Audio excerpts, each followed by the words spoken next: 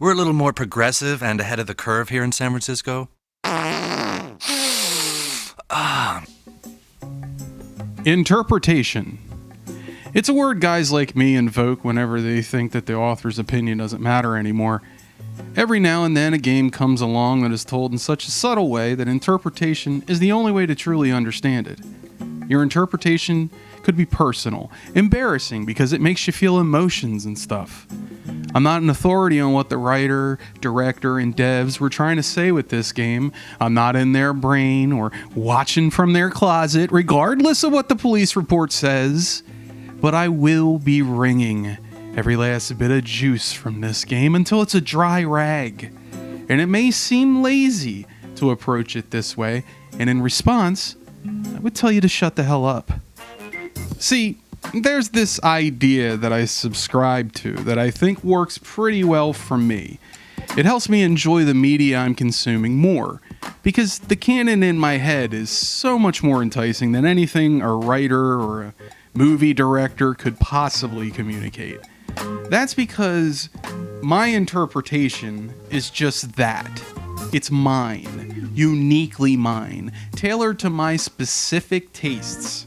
Now, some people hate this kind of thing, and I understand. You want to know what the author meant, and I can respect that. The thing is, I don't do that.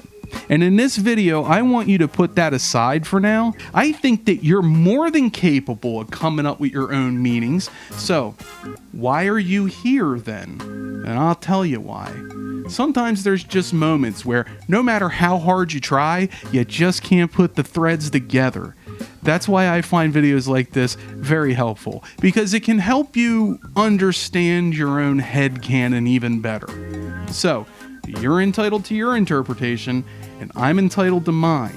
And I want to hear what you thought all this stuff meant, so make sure you leave a pretty detailed comment below and tell us all your interpretation. Anything can inspire mystery so long as it makes the audience ask a question. And so long as the answer is withheld, the question will remain, gnawing at the back of your mind. Mystery is what keeps watchers watching, readers reading, and gamers harassing people online. We want to know what'll happen, why it happened, how it happened, and if it'll happen again. Sort of like sex, except I'm having it.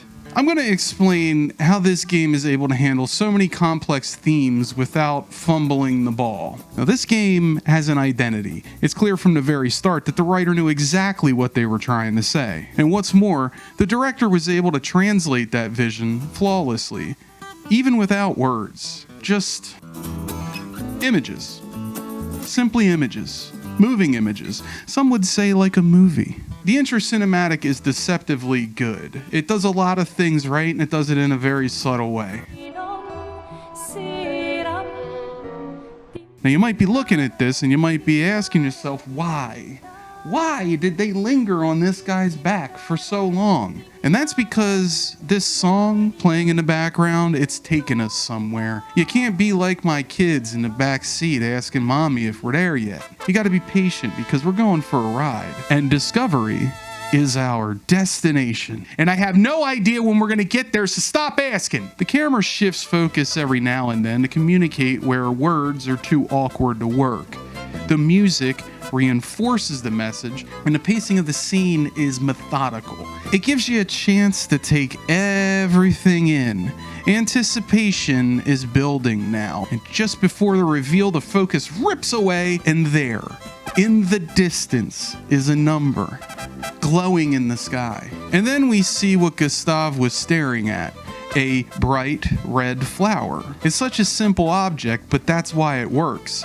Because it's a flower, we're like, what's the significance of that simple thing? You know, what is this flower for, and why is it so significant to this guy Gustav? And just to make sure we didn't miss it, they put it in a spotlight. It seems heavy-handed, but you gotta admit, it's impressive how well they know their audience. The mystery is the flower. So why is it significant to this handsome fella? The mystery nibbles at our brains because the game isn't in a hurry to explain it.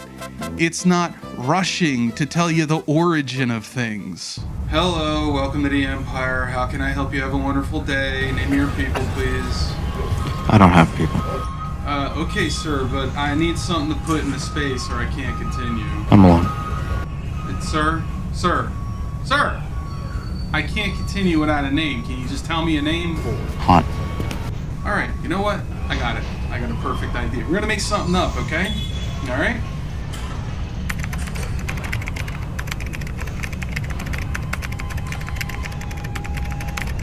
Okay, I got it. Your new name is Han D. Cap. Your name is now Handicap. You got it? You good? You like it? You're welcome? Great. Have a great day and thank you for using the Empire. Next! Tarantino calls this stretching the rubber band. You keep stretching the scene until there's no more give and it's about to snap. You want to keep the mystery going for as long as you can. Answering the scene's mystery is relieving the tension. Mystery and tension forces attention. And they took their time getting to where they were getting. And that's to be admired. Because it takes patience, both on the part of the director and the viewer, to communicate without words. You need attention on both sides of the fence. But don't get too attached to these people, because one of these people is going to Ned Stark you by the end of the game. The game introduces you to the villain, for now, the paintress. Have you tried throwing with your other arm instead? If you could hit the paintress directly, that would actually be useful.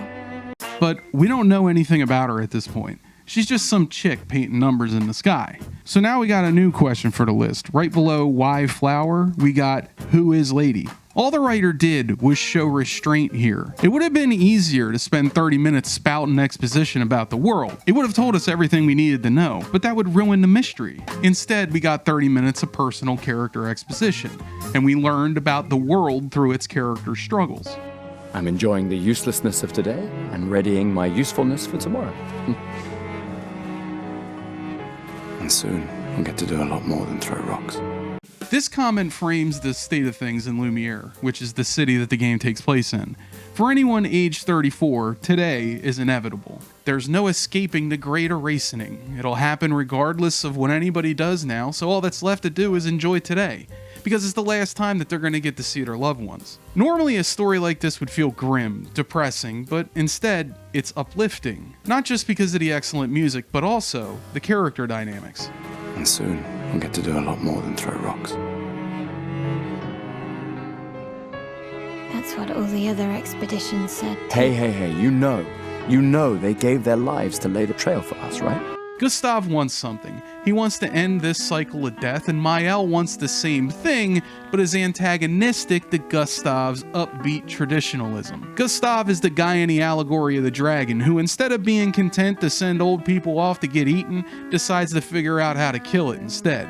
And Mael thinks it's useless to even try. Which begs the question, why is she joining the expedition in the first place? Isn't that just suicide by circumstance? These two come into conflict, as people often do, by disagreeing about politics. But we get the feeling that these two are good enough friends to not let a disagreement get in the way. Because while they may not agree with one another, they still respect one another, and they give each other the benefit of the doubt. It gives a push-pull dynamic to the relationship. And the story keeps from lingering too long on the sad bits by showing both hope and hopelessness. You do that, we both die.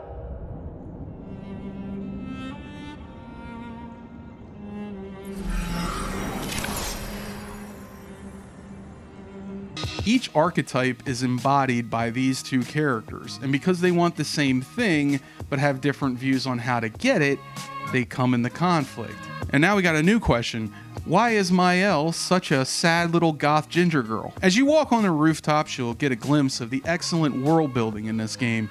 You'll pass hydroponic gardens, wind generators that are being repaired with scrap. Artifacts of the old world exist in stasis while time marches on for the people at an accelerated rate. All things approach entropy, but what we've made will linger long after we've passed on. And it's one of the central themes in the game. What do we leave behind? It's nice to know something of us will remain in the world after today. I'm not sure how to start. After 4 years apart, what do I say to her on the day of her gamage? And then we hear a new word, gomage.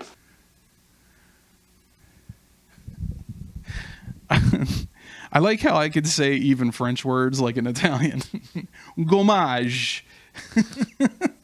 Hey ma, where was the gommage? What does gommage mean, and why is this dude having such trouble with it?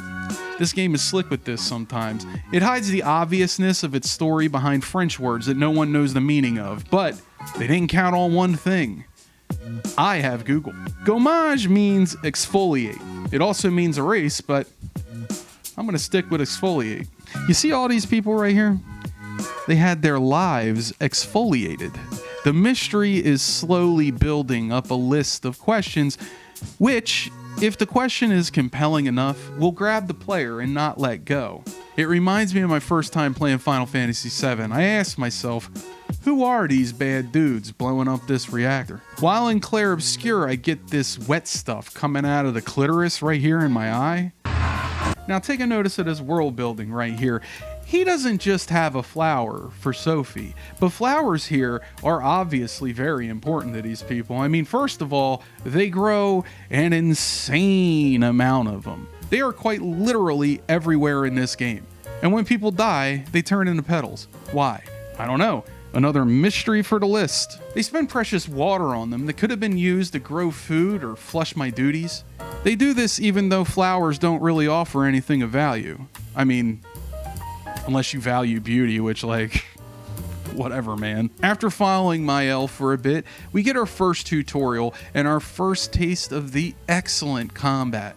Now, before you say anything, I know the combat is turn-based, but don't brush it off for that reason. I know it's hard to believe, but Expedition manages to make turn-based combat fun and addicting, and we owe it all to one thing.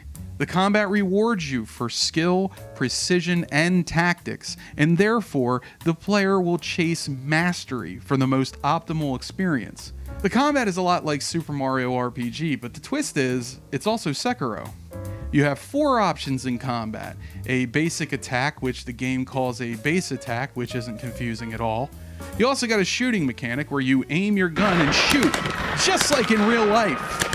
You have a whole list of skills that you can use and 6 skill slots to equip them in. You purchase these skills on a skill tree and blah blah blah, you know the rest, you've done this before. By the end of the game, you'll basically have every skill in the tree, and you can respec your character with an abundant consumable called a recode.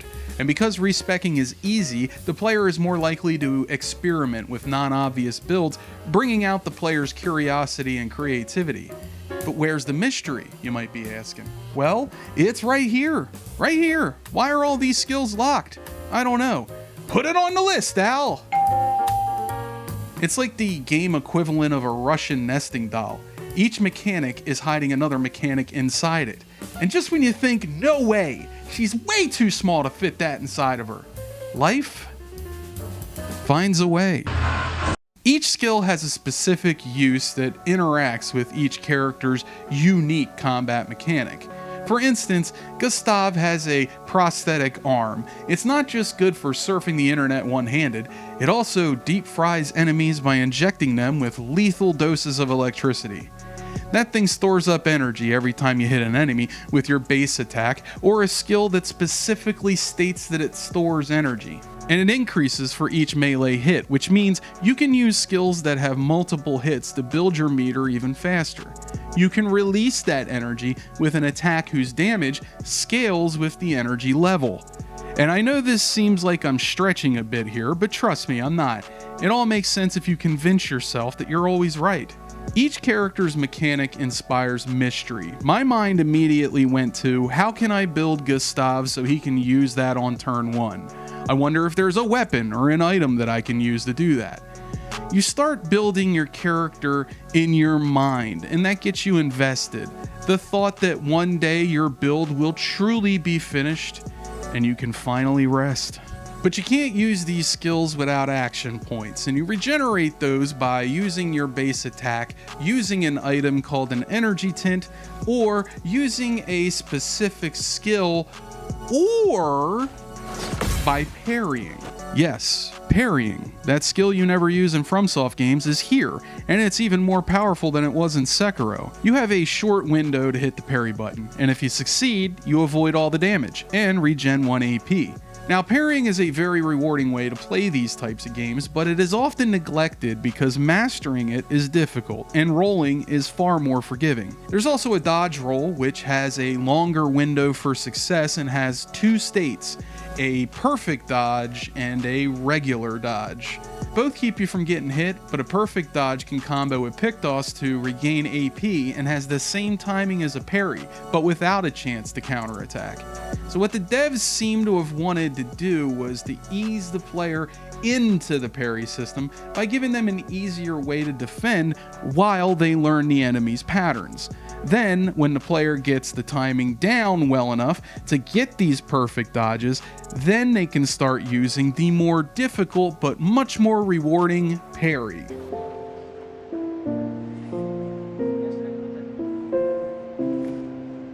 The last few days meant everything.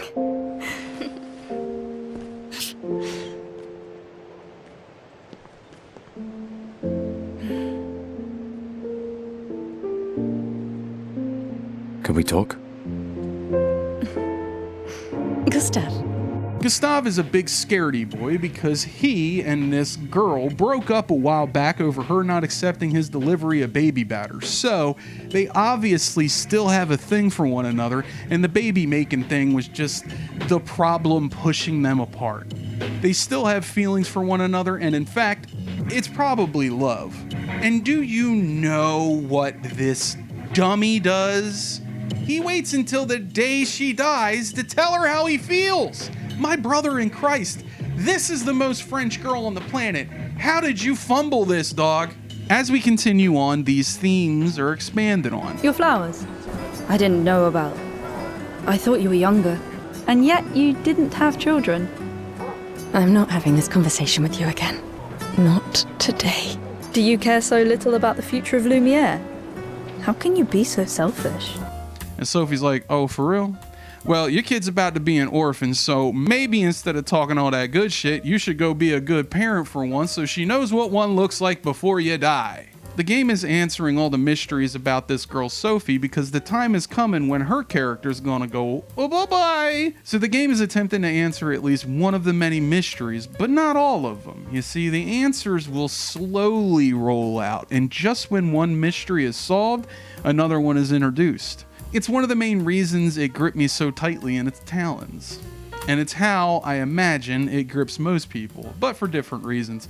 I mean, some might play through this just to see how they can push their build, or to solve one of the many mysteries that manage to grip them. Mystery and tension, again, forces attention. Let's move on to talk about what is perhaps the most important aspect of this game.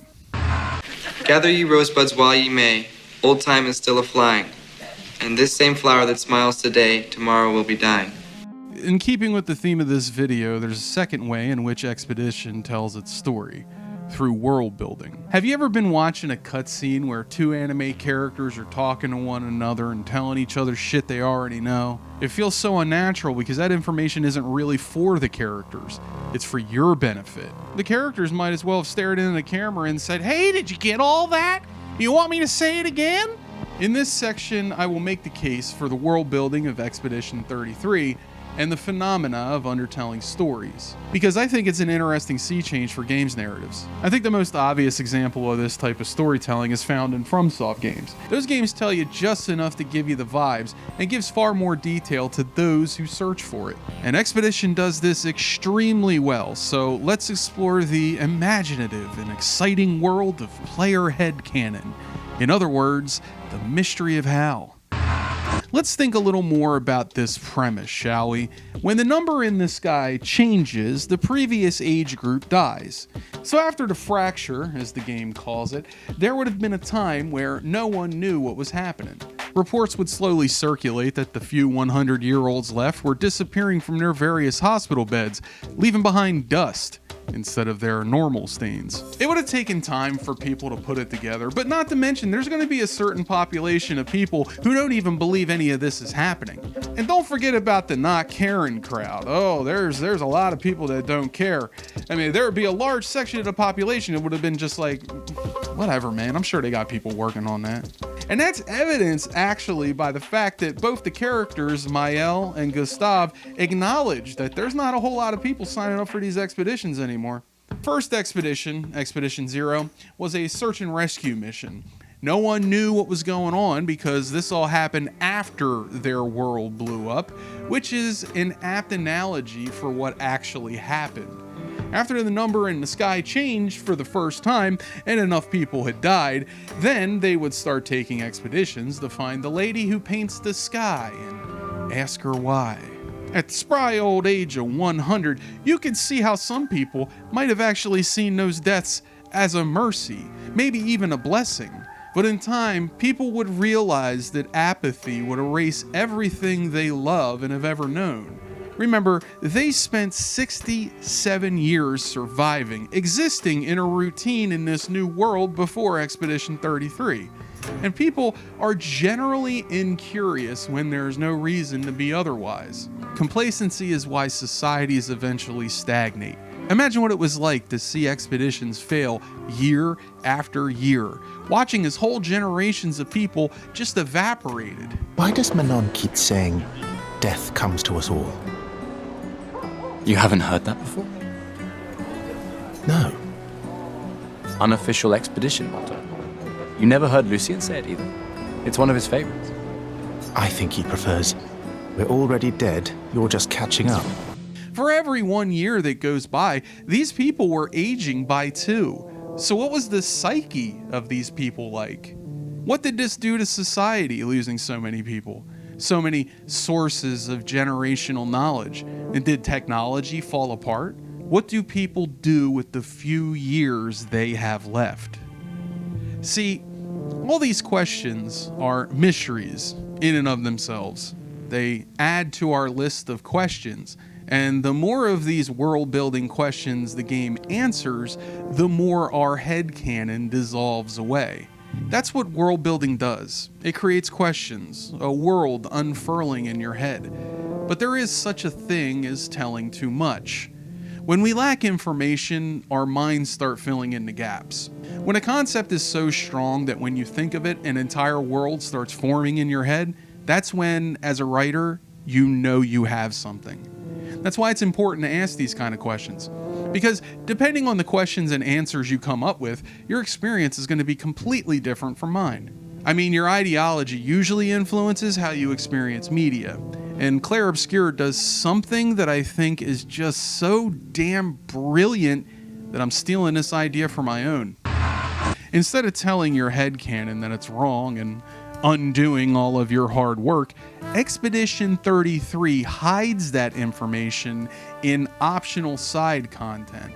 If you're curious about the story, you could pursue learning more about it, and if you're not, you don't have to. It's kind of brilliant in a way, and I think this is a great way to inspire player curiosity. And when you do this, the information that you reward the player with is no longer something that is just simply destroying my headcanon.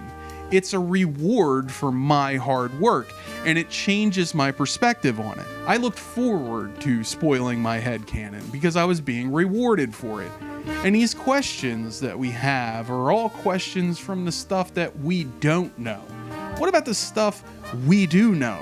The very first year of the expedition was Monolith Year 100, and then there's no more expeditions until year 84. The expeditions didn't continue because Zero Expedition is the only expedition to have surviving members. And imagine the crazy, insane in the membrane stuff that they were telling people. And that likely stopped everything in its tracks. No more expeditions until we're prepared to fight these things. But let's circle back around to that whole baby making thing. Men, fucking pathological. You are not in charge. What is our societal contract with one another? Do we have one? Sure, Sartre said that we all come into the world without a purpose, but I say we do. To carry on the social contract. To ensure that we, the collective, survives. You remember this lady? Her contention was that Sophie was selfish because she didn't want to pump out some units for liberty, equality, and fraternity. But is she? Let's examine the politics of raw dogging it in the apocalyptic future. Now let's say that Sophie and Gustav actually wanted to mush and have kids at the ripe old age of 24. That means they would both be dead before their child is 11 years old. And I don't know if you remember being 11 years old, but I was dumb as shit at that age. They'd end up in an orphanage, then foster care, and then go straight to being homeless. This is how society dies, however. When that societal compact is forgotten and the crisis of non-existence hovers overhead, you either act or you give in to despair. Generational knowledge of elders dies off. There's less and less people having kids who grow into adults to replace them. There's no one to pass that generational knowledge off to, so that knowledge dies. Some of these people would be master craftsmen, and when they die, they'll be taking that knowledge with them. All that expertise and skill lost. This would have profound effects on the younger generations. Having to see their grandparents die, seeing their parents die, and to see the end coming for them at such an accelerated rate, you see, it kind of puts education in a different light, doesn't it? It's almost like, without education, society would fall backwards and crack its head open on the pavement. And once the 20-year-olds completely die off, society would start to backslide into a primitive state. The last child would die from starvation. Oh, it's all very grim. So Sophie's right as far as I'm concerned. What is the point of having children when at a certain point, they're all doomed to die? Or worse. Once you get closer to that deadline, hopelessness starts taking over. And eventually, all expeditions will stop. On the flip side, however, if everyone just stopped having kids and all felt the way Sophie did, then humanity would have ceased to be at year 50. That is actually completely fucking true. That would accelerate the pace at which society dies. So, Sophie, while being technically right, which we all know is the best kind of right, is also being selfish. While everyone else is making the difficult decisions and fighting to survive, she's out there doing who knows what with who knows who, having a great time and not caring what happens to the future. She has a screw it all type attitude. We actually get to see both sides of the argument with the orphans running around the city before the Gamage. They exist, they don't talk about existing, but because they're around and in our face, our mind is putting together the rest of the puzzle pieces. It's a way that this game communicates without words. And it's how they tell both sides of this complex story without seeming like they're hitting you over the head with it. It doesn't draw attention to itself, and it trusts the player to figure out the ambiguous parts for themselves. It's refreshing to see it done at all, let alone done this well. But what about that contract? Why is it a contract in the first place? Why is it important to have kids if the future seems predetermined? Because you're giving birth to the next generation of thinkers. People who can be imprinted with the values to bring society forward instead of holding it back. And in reality, every child has the chance of being the difference between society dying and curing it of its greatest ills. Or they might just end up collecting unemployment. But regardless of what could be, you gotta roll them dice. Otherwise, it can mean the end of the world. So in a way, I guess what I'm saying is, we all gotta start pumping out those units if we're gonna keep society going. Are you doing your part? I'm doing my part. Nice. I've always seen art as a reflection of what was going on in society at the time. It's difficult to separate your feelings from the work when your art is more than a job for you. In art, we mark time in decades, as these art movements take time to evolve. But in my opinion, art cannot help but be influenced by our collective emotions and struggles. Hell, even Dilbert comics were inspired by something. Perhaps not that deep as something, but something nonetheless. Art makes you ask, what did those people in that particular time deal with? What challenges did they face and did they overcome them? There's a story to art. Sometimes it's abstracted, sometimes it's obvious, but there's almost always a message. Well, okay, I guess I mean good art. You should have gone for the head. In order to talk about and have you understand the buried lore and discussions that we're going to be having, we need to cover the story. If you haven't played yet, this is your final warning. When I first met the sewing teacher, Richard, I figured he was going to be a rival to Gustav in competition for Sophie. Game stories and hell, even movies do this. It's an easy way to draw focus away from people's phones when you introduce some sort of conflict. The thing is, this game resists that. In spite of everything, you'll find that some people are actually quite hopeful, which says something about how being near the end of your life changes you. It gives you perspective on things, especially when it all feels so hopeless. Hope is the only thing that you can cling on to when it's too late. You hope that the future will get better for those that come after. Without that hope, your death would mean nothing. You'd be the smoke that rises when you snuff a candle. Fragrant, but ultimately forgotten. You finally figure out what things are worth caring about and what things aren't worth caring about. And in fact, there's a sort of zen to it. You can see it on a lot of these faces. Calm as Hindu cows. And all along the street, you're going to see boxes of goods. Old furniture, dressers, the possessions of the soon-to-be dead to be given to those who need it. And as soon as they get close to the end, the people of Lumiere bond together and give of themselves for the greater good. When a society becomes inured to death, they develop a fatalistic attitude, or even a nihilistic one, which causes them to ignore the end. Apathy toward entropy. Or in other words, apathy is death. Because why should you care about something that's going to happen after you're already dead, am I right? A slice of society would only care when something affects them directly, and when it's time for them to pay the pauper, you better bet they're going to be at City Hall asking who they can yell at. So instead of focusing on the hopeless and selfish nature of people, which would make the tone feel drab and kind of pointless, the game chooses to focus on how it brings most of us together. The themes of this game are reinforced with a look at the minority of people who have lost all hope. I can't look at her. She's just another reminder that nothing we do matters. Nothing. We hope and we persevere, and still they die. They all die and we can't stop it. We can't save them. We bring another generation into this world just so they can watch us die before they're even old enough to understand why. The writer struck a perfect balance here of hopelessness and hope. There's enough hope that the light and possibilities of the expedition shines through the gloom. And this is all the more apparent when you talk to the painter. First, he's a painter, and people associate his hobby as a reflection of the paintress and her perceived evil. And he's gonna die soon, so what's the point of painting anymore? You pursue hobbies, if you're anything like me, to get good at something. We have plenty of time to do that in the span of our life, but he doesn't have that much time. He ages 2 years for every 1 year that passes, so his time on this earth is coming to an end.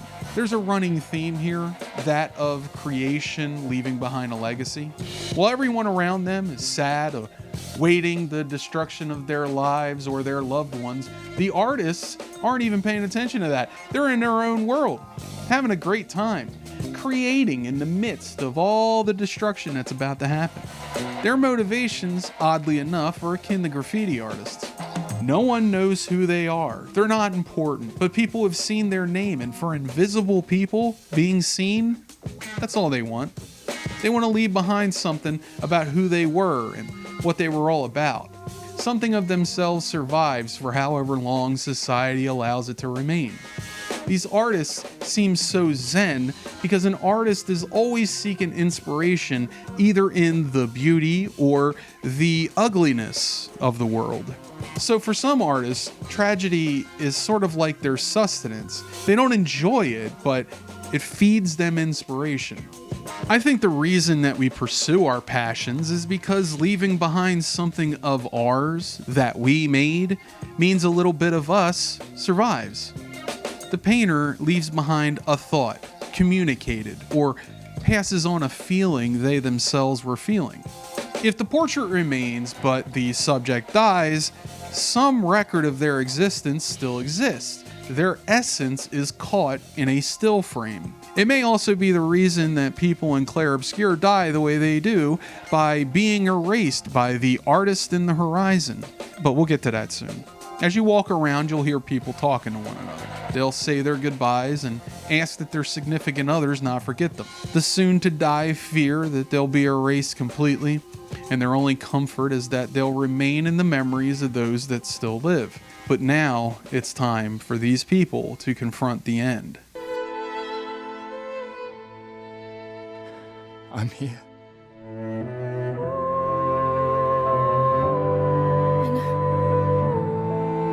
I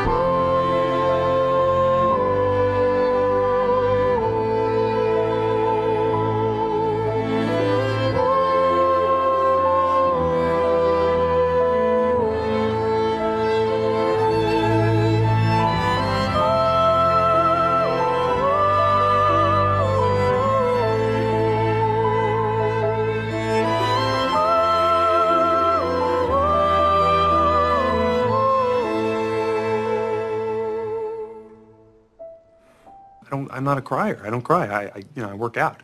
That seems really dark. No, it's not dark. You're misunderstanding me, bro. She would never say no because of the implication.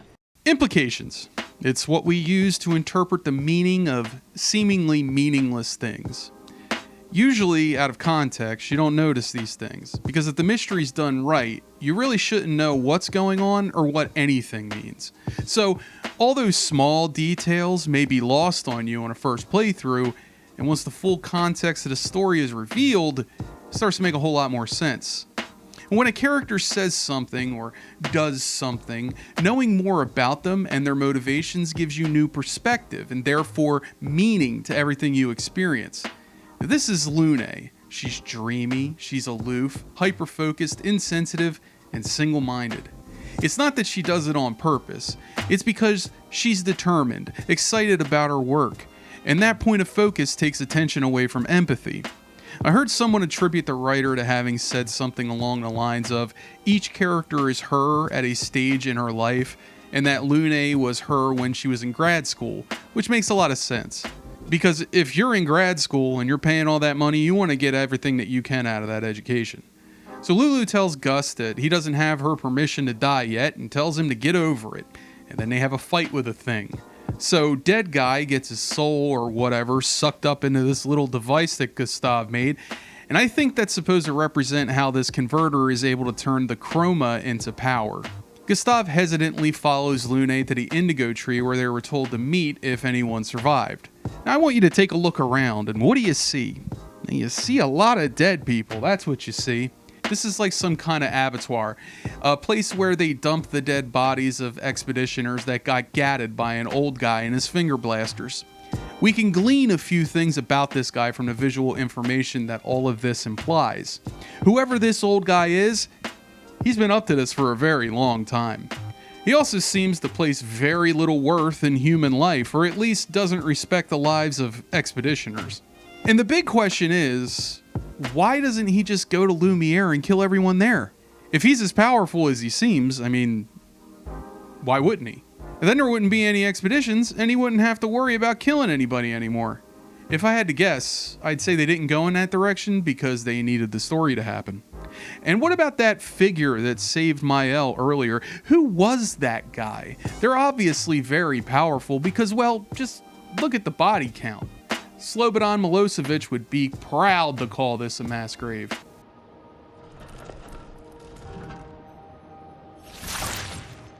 Something's wrong with it. Why isn't it attacking us? I mean, look at a guy, Lune. He's fat, he's breathing heavy, he's obviously too tired to beat you to death. Well, it certainly attacked them. See, he's just catching a little breather in between murders. I knew a guy like that. His name was Tony. He had to take care of two guys. He'd tie one of them up after he beat the other guy, and then he'd sit down and take a 15-minute break. Why 15 minutes, you might be asking? Well, I asked him one day, and he told me that even coal miners get a lunch break.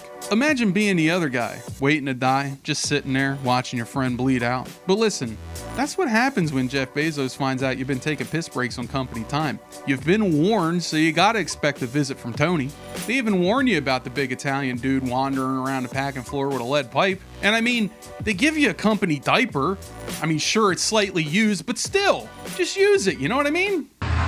Anyway, Gus finds a journal from a previous expedition, and you're going to find a lot of these scattered throughout the game. Each one of them offers some sort of valuable info about the world, about the expeditioners and their lives in Lumiere, and sometimes about the characters in your group. The game's story is so twisting that it needed something like this to fill in the gaps for those curious enough to find them. Expedition 81, René. Huge discovery. This is the first Nevron with whom we've been able to communicate. It seems stuck in this cave. Gregoire is, as usual, deeply suspicious, but this could change our entire understanding of Nevrons and the paintress. But let's focus on this aspect for a moment. This dude is not a violent guy. He's a cool, laid-back hippie type just having a layback.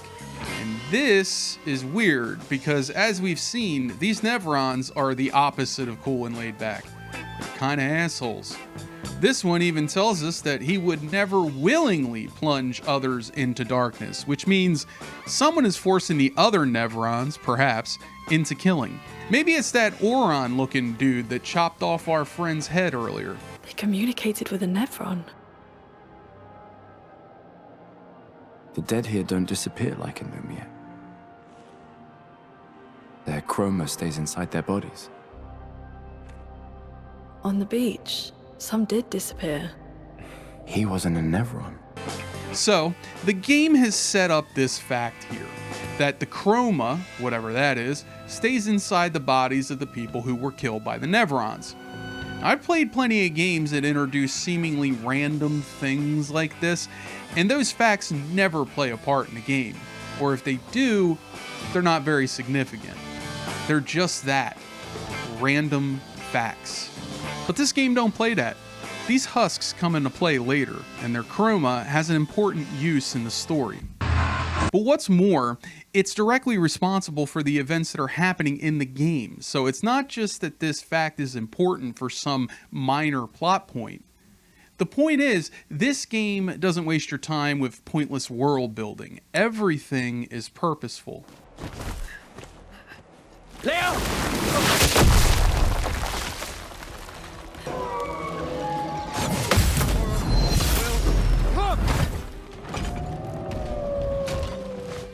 For those who come after.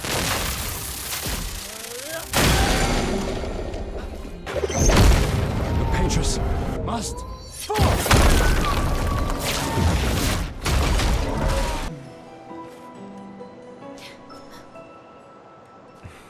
Celebrate later. There'll be others. We should be safe up in the tree. Yeah. Are they just gonna leave that guy there? I mean, Jesus, cut the guy down at least. Check for vital signs. Maybe the guy's still alive. I mean, if I had $1 for every dead guy I put in my trunk that wasn't actually dead, I'd have $5. So Fat Boy's happy, he gets shown the light, and it reveals his true purpose, and you get a healing tint shard, which is quite excellent. Apparently this Nevron was created to show the light and the way to the other Nevs, which tells us that not all of them are violent psychopaths. But we don't know why, not yet at least. Gustav and Lune find the spot where they were supposed to find Mael, and all they find is a letter etched into the wall. We're told to head to a place with weird corals, and Gustav, as you can imagine, is ready to go. But Lune, with that big old brain of hers, is unsure. She thinks it's a trap of some sort, and again, Gustav doesn't care about that. He reasons with her, or tries to at least, but she's steadfast on this whole rules and protocol shit, and Gustav says the coldest shit ever. There's a reason it's protocol. We designed it to yield the optimal result in the vast majority of situations. Was our entire team dying part of that optimal result? Now that's satisfying. The face of a nerd when they know that they're wrong and you're right. It's priceless. Then he's like, okay, stay here, dummy, but I'm going. And then he uses her own protocol against her. Protocol also states, never move solo. I'll let you choose which protocol to break. That's a low blow, Gustav. You know that she loves protocol. Next we head to the Upside Down. Ocean. Once you get here, look up and you'll see an ocean up there with a bunch of whales, and you'll start thinking to yourself, is this place real? And the answer is no. It's a game. This isn't the type of game that over-explains. The way this thing works is that you're supposed to allow yourself to get immersed and let your imagination fill everything else in. Like, how is this ocean upside down? You decide, because I'm going to tell you, the explanation that the game gives is pretty unsatisfactory to anybody who's watched a student art film. It's not bad, just like, you know, the twist is like a slow-moving train. You'll probably see it coming. Next we get a little bit of misdirection, and I gotta tell you, this threw me off the scent the first time I played it. So, we can rest a bit, but the moon is bright. I want to keep moving. Have you learned nothing from the beach? No, I am not leaving Mael alone a minute longer than I have to. But right now, it's just the two of us, and I don't want to bring Mael your corpse. We have to think every step through. The man on the beach, you saw what he did. But more than that, You saw his face.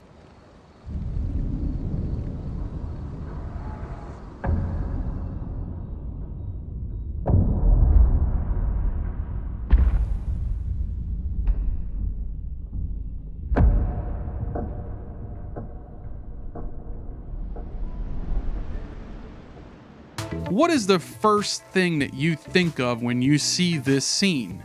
Gus and the old guy are the same guy, right? Exactly. And then Lune says this. He must be what? 50? 60? Yet he survived the Gamage. Now think about what they did here. She mentions his face, and Gus is thinking about him. Something about that guy's face bothers Gustav. But Lune's obliviousness and Gus's silence says that he's keeping a secret from her. So, is Gus and the old dude the same dude? Sorry, you're gonna have to keep watching to find out. See, that's what I mean about this game's storytelling. You start to form all these theories in your head, and the game is constantly throwing you hints. And some of those hints are just misdirections.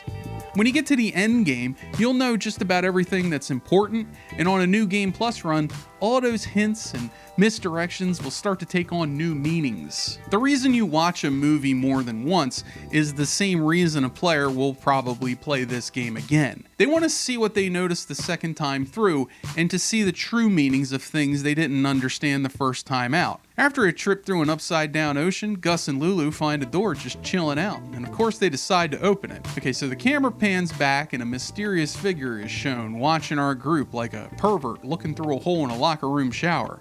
And soon, wha-bam, we're in Epstein's Island mansion looking for a little girl. And luckily, they found her, because Jeffrey's lurking nearby. Surprise, motherfucker! And he's not looking so good after he... Wait a minute. It says in my script that he died. Is that true? Really? Huh. Wow. I didn't even know he was sick. Yeah, it says right here he died from a throat thing. Crazy.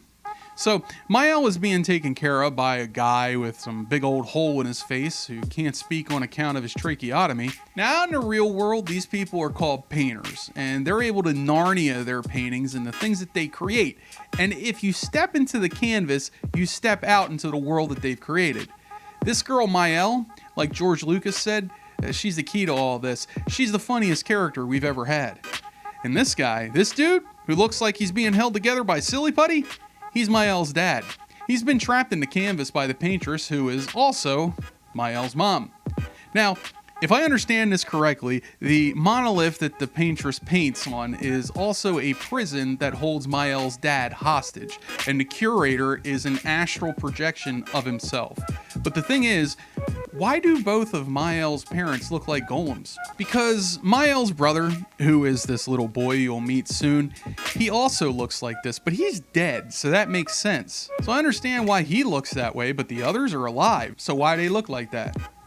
You come to the right place for answers. Analyzing cryptic media is my jam. After all, when you've watched as many J.J. Abrams shows as I have, you get really good at analyzing meaningless things just so you can figure out what the hell you just watched for the last 100 hours. I mean, what was Felicity thinking? That guy over this guy? What does that even mean? What is he trying to say? Why does Mael act like she didn't recognize the old man on the beach? Well, that's because she's got amnesia. Why? Well, because she wanted to hide from her father by being reborn as a canvas worlder, because her father's only goal is to remove her from the canvas as well as her mother. Mael's mom is obsessed with her son Verso, who painted this canvas in the first place, but is now dead. So there's a couple of possibilities here and nothing concrete. We have this event called the fracture, right?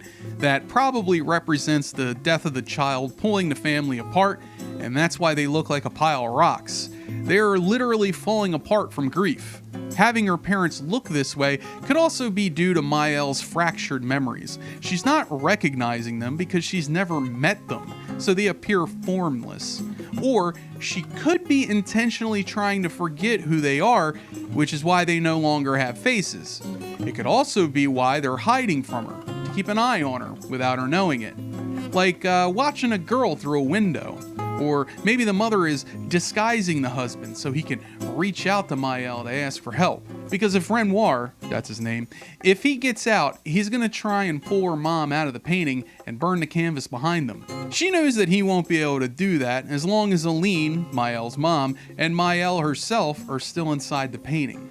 So maybe she's hiding his and her identity from Maël because the only person capable of freeing him is her. That is a gestural. These guys are great, like this game's version of a Moogle. These guys are like little puppets, and that's one way to see them. The other way to see them is as a figure drawing mannequin that has been hastily painted over and giving paintbrushes to stand in for hair. Now, imagine Maël and her older brother Verso playing around in Mommy and Daddy's workshop, painting all their mannequins and playing gestrals versus Nevrons.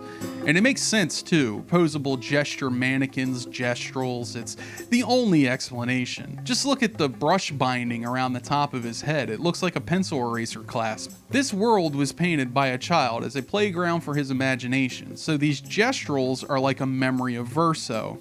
The memory of when Aline and her husband caught the kids painting all their figurines, and if this canvas is destroyed, Aline is afraid that she may forget the memory entirely. You know, the same reason people keep the clothes of their dead parents, because you can go into that closet and remind yourself of your loved ones.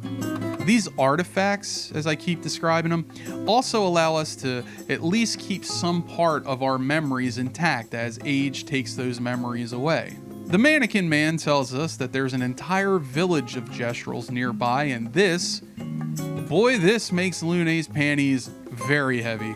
Research, finding new things, the prospect of discovery, it gets her slip and slide drenched. So regardless of what the rest of the team wants to do, they are going to be heading to the village because they need passage through the sea, and to get to the island where the paintress is, the gestrals are their only lead. But first we need to beat up this little kid. Finally. Something I'm good at. Never mind.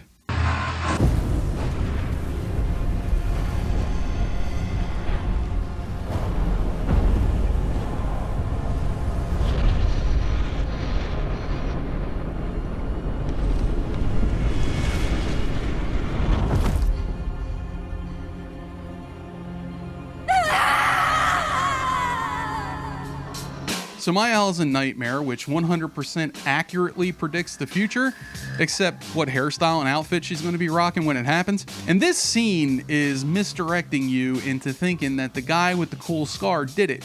But did he? But I have another question. When did this girl get psychic powers? Because she has amnesia, right? So that means that she forgot her past. So we know this isn't the past, or we at least assume it isn't. So when did she get psychic abilities? Like, it's never mentioned again. Did they explain this later or anything? Not as far as I remember. I guess it's one of those things you're just not supposed to think about. And after we absolutely demolish their walking plushies, we are invited to town because we're bad enough dudes to meet the chef or chief or whatever. Now, we need to get to the other side of this continent because there's a vast ocean separating them from the paintress, so we need a boat, preferably one that isn't suspended in midair. Golgra here tells us that we need to talk to a super cool guy named Esquier, and listen, dude, best character in the game. Only problem is, we can't get to Esquier without the password, and she ain't giving it to us unless we fight in the arena. The final battle has a special guest, a survivor from the beach. Her name is CL, and she's the best support in the game. So you fight her, get the password from Golgra, and head back to camp to rest up before more parrying and digging through menus. Now CL represents another state on the hope versus hopelessness scale, and she exists in a category all her own. CL doesn't hope anymore. She probably used to hope, but after so much loss, she's given up on all that.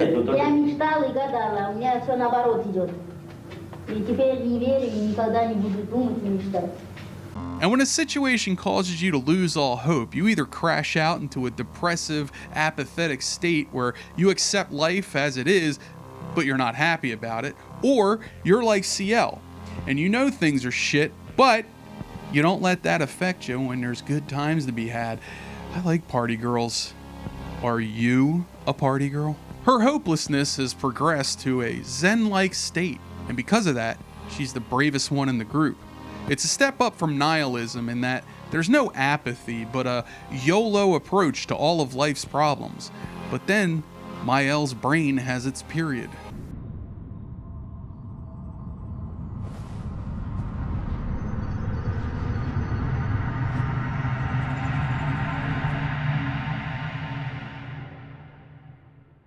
Alicia, I told you to stay home. It's not good for you to see this. Yes, I understand. It's her fault, and she doesn't even know it. But you can't be here. You should never have come. You're only going to make things worse for everyone. Now take your friends and go home. Let them spend their final year in peace. This is your only warning.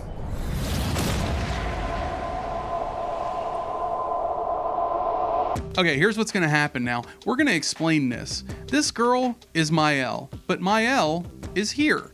How could she be there and here at the same time?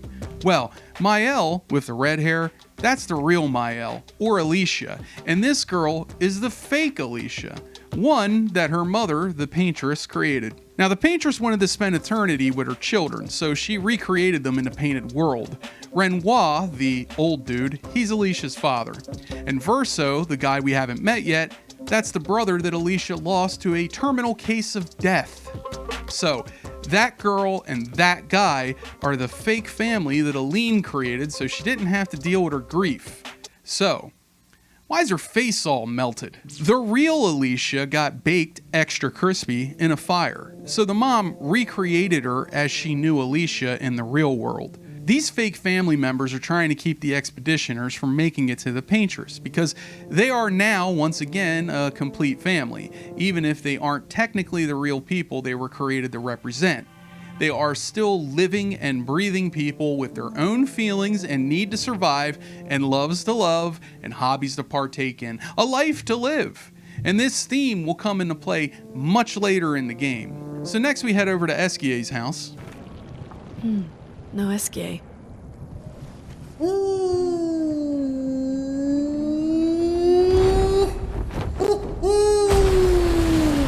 Mon ami, a rolling stone gathers no moss. Pardon me? Now, why does he sound like a child who got dropped on his head? Well, I'm glad you asked. As I said before, all these characters are from the imagination of a very young child. So this is just what a very young child thinks a cool and smart character sounds like. They speak in riddles, but he's really speaking in that broken way that a 4 or 5-year-old might talk.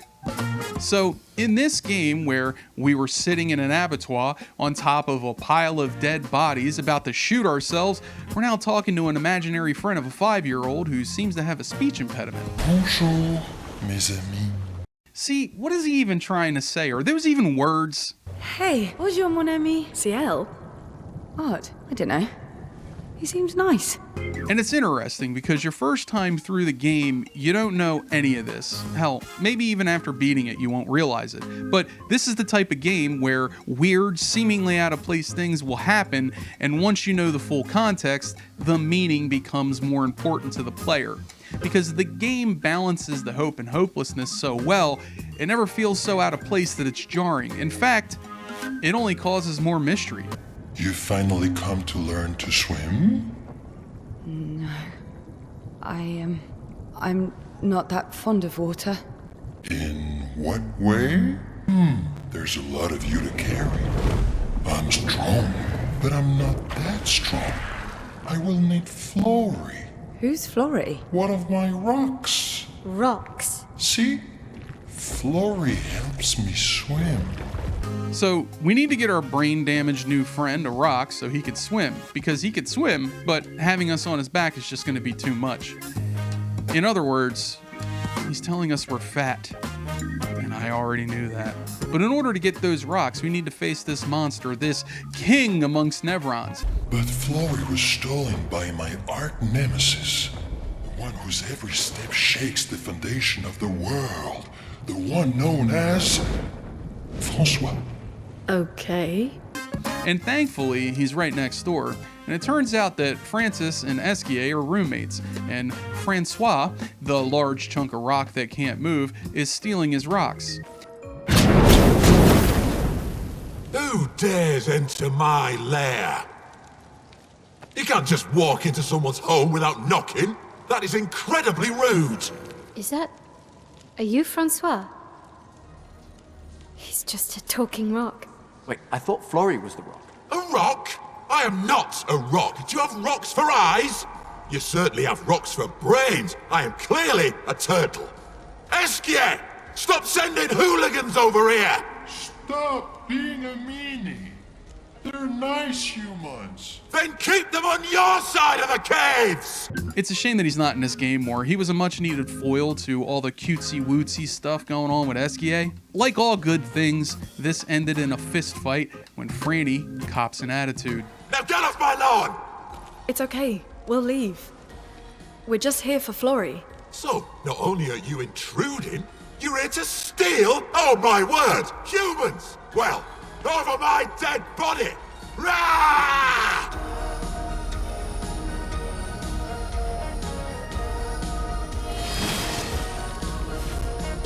So, we beat up a helpless turtle, get one of the best Pictos in the game, find out that the rocks we want are in a different castle, and it's time for a new adventure. The adventure of climbing up a mountain, getting one of our party members killed, and opening up travel to other islands in the area. But before we do any of that, we need to camp first so Mael can have a weird nightmare.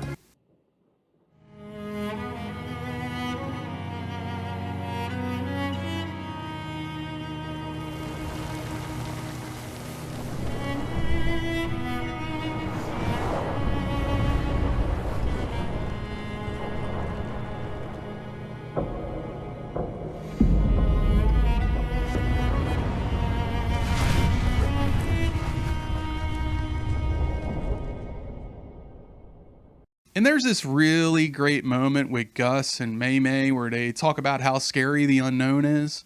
I don't understand what's happening. And I feel like I never understood. Like, I'm always missing something that everyone else just gets. In Lumiere, life never made sense and I never fit, and now out here, when it was just starting to maybe feel good, then this happens and... Yeah. I hate it too. Things we don't understand. They just make us feel small and powerless. All of these people are swept up into a family drama that they know nothing about. The world is a literal secret that no one knows the origin of. Not to mention, one of life's biggest questions. What caused the shattering in the first place? What was the world like before all that? Imagine having no clue where anything comes from. Life is still exciting and full of all kinds of new things to discover, new frontiers to conquer, but time is dwindling and the end is coming. And then imagine you hear this shit. I envy them. Those who can't see. Those who know not. That they are not. You're not real. You find out that all this crazy stuff you can't explain doesn't have an explanation. And nothing is real. But what makes something real? Is something real because it exists, even if it's a figment of someone's imagination? It kind of gives new context to what we're all talking about before. When people die, they live on in people's memories. These people are literally a memory of a dead child. It's at this point in the game that I kind of guessed the entire plot of the game on stream. This line gave it all away. Not that I didn't already have my suspicions, and normally I'd be rolling my eyes at this plot. Oh, none of this happened and the main character's in a coma? Ooh, how unique. Never seen that before. But this game manages to pull it off because it isn't there to just hand wave away a plot. It is the entire point of the game's story. It also doesn't come out of nowhere. The story has been building up to it, giving you hints the entire time. You were supposed to already know because this reveal isn't really revealing anything you didn't already expect. The why of this place, the paintress, the gamage, it all relates to the monolith and the paintress. So really, in the end, it's about family, and that's what's so powerful about it. So you know how Gus was like, hey Mael, if that gray-haired man shows up, run. I'll run too, but you should totally start running and don't look back, because if you do, you're gonna see me not running. Well, you know, like I always say, it's not about the rock. It's more about the...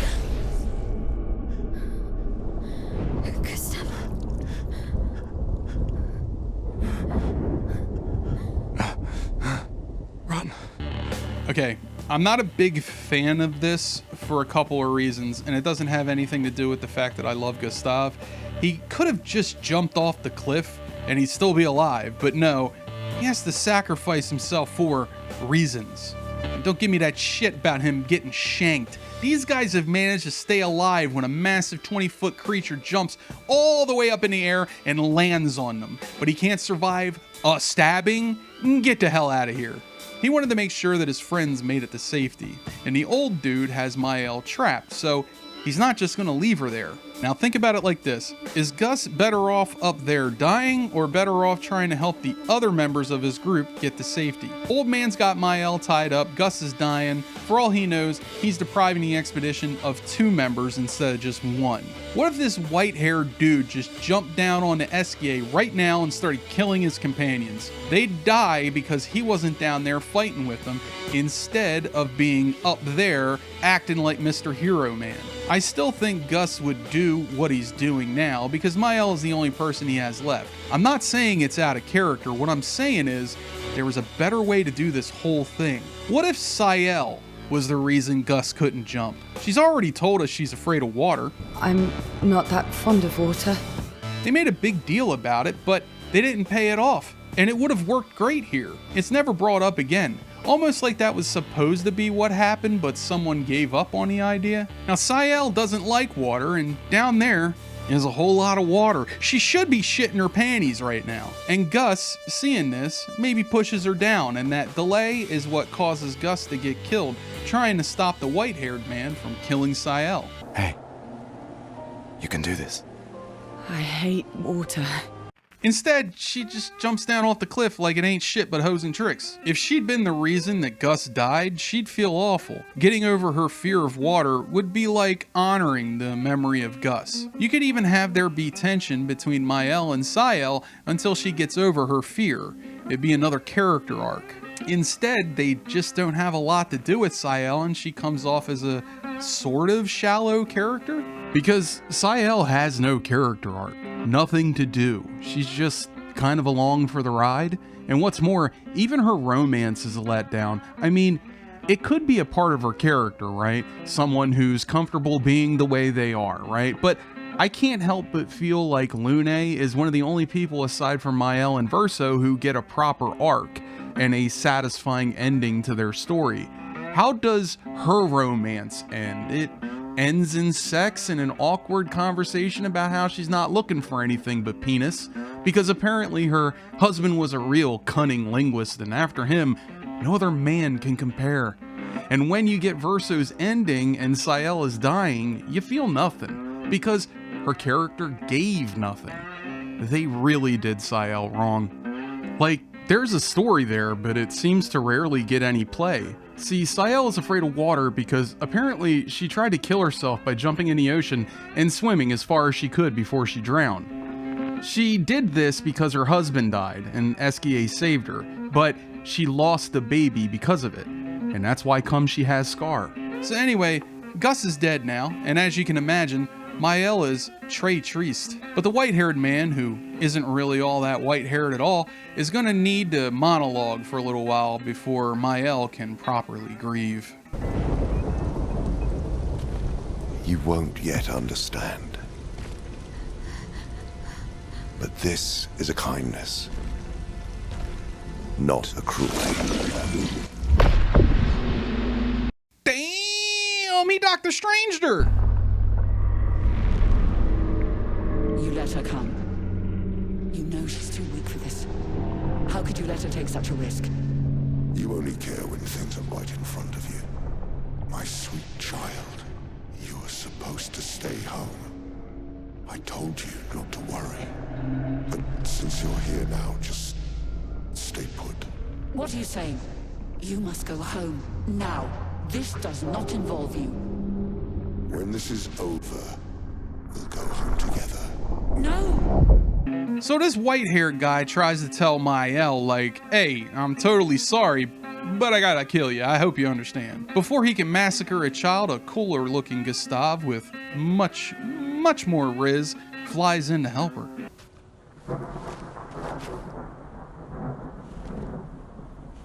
So that's it. You've set us down this path. But are you ready for the consequences? She'll never paint again.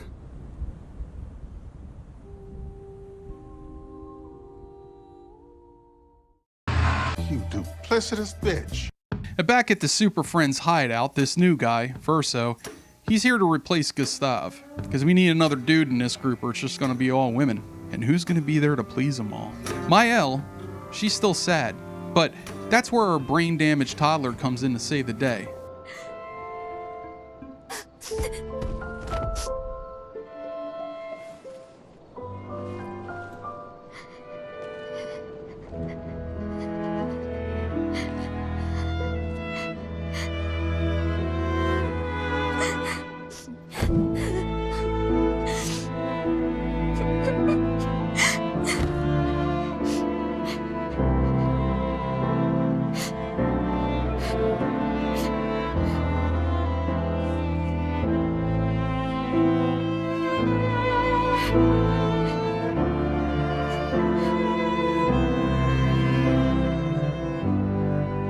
I have diabetes now, and not just because I'm fat. Meanwhile, Sael and Lune are over there by the campfire reminiscing about the time they finger banged one another in a greenhouse, and we get this awesome screenshot. Wait, dude, what? They cut away at the best part. This is like if a porno cut away to another scene whenever somebody got horny. This guy tells our remaining expeditioners that he too was from an expedition, the first expedition, Expedition 0. The old man is old because he, as well as this dashing devil, are immortal. They cannot die. The old man is trying to keep people from getting to the paintress because if she dies, they die as well. And later on, you run across this fading memory of a woman. If you talk to her with any other companion besides Mael, she won't respond. But for Mael, she says that she's surprised to see her awake. She alludes to whether or not Mael is awake, meaning, has she removed the veil from her eyes? Does Mael know what is really happening yet? Since she hasn't figured it out, this woman responds patronizingly. And that's how you know you're talking to Clair, your big sister. If someone's being a snide asshole and you're wondering who it is, it's usually Clair. And that's what makes her so hot. So hot!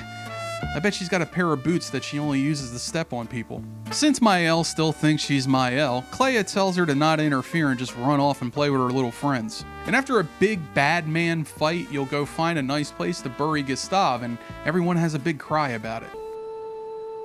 Couldn't wait for me, could you? I wish we could. Rest easy, Gustav. I'll finish what you started. The paintress, Renoir, they will pay. No more dome. Just open skies.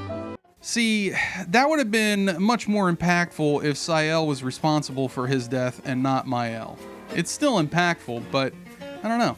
I just really like the idea that Sael's responsible for it. I don't know, it just works. And next we head to a place called Minoko Station so we can pick up our final companion, because we find out that even though we have a straight shot to the paintress, we can't get to her. There's a barrier protecting her, and we need to break that barrier in order to do it. And the only way Verso knows how to take it down is to go out to Old Lumiere and destroy the paintress's heart. Now Lune has her doubts. But after she hears the words "Au Lumiere," she's suddenly down for whatever. A real freak. Once you get to the station, you're going to meet your final companion, Minoko. You know how in Final Fantasy there's always a character whose gimmick is that they use the attacks of the enemies that they fight? Yeah, that's Minoko. He can turn into other monsters when he steals feet. He steals feet, and he has to polish them every night. So my question is, what is he doing with those feet when no one's watching? So we have a fight with a thing called a Stalact, and Verso has a suspicious conversation. Now that we've had some good battles to warm the spirits, to what do we owe the pleasure of your company? We're heading for Old Lumiere. Okay, bye. Hey, come on. Hey. Hey, look. I know we failed before, but look, you doofus. Don't you recognize her? Of course I do. Then you know what that means. This is our shot. It might be our only shot. This is your only shot. Out of the question. I will never join you again. There will be a lot of fighting, though. Oh yeah, that's true. Yeah, it's true. There will be a lot of fighting. Exactly. Count me in then. Good. Good. Good. Good. Yes, good. So we head to Old Lumiere, we get separated because of Minoko for some reason, and Lune finds some evidence. Evidence that Verso isn't who he says he is. 58. They were the ones that Verso was traveling with. I believe so. They made it surprisingly far. An axon. Interesting. Verso is... Is this true? Mael's with him. We need to go. Now! Verso would never harm her. He's the son of that Renoir guy.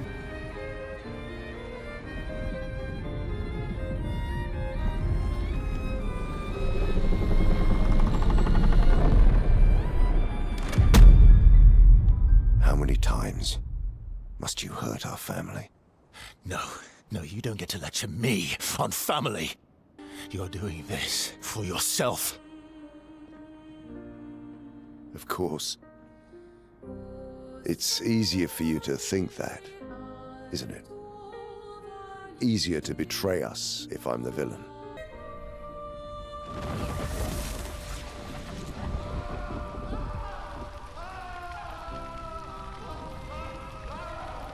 What is that? Will you tell me your name?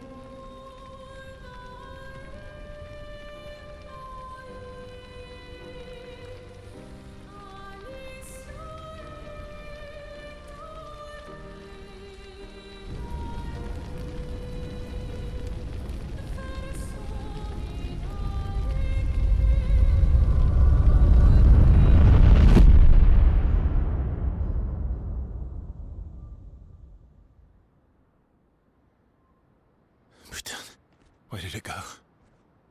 No. Alicia.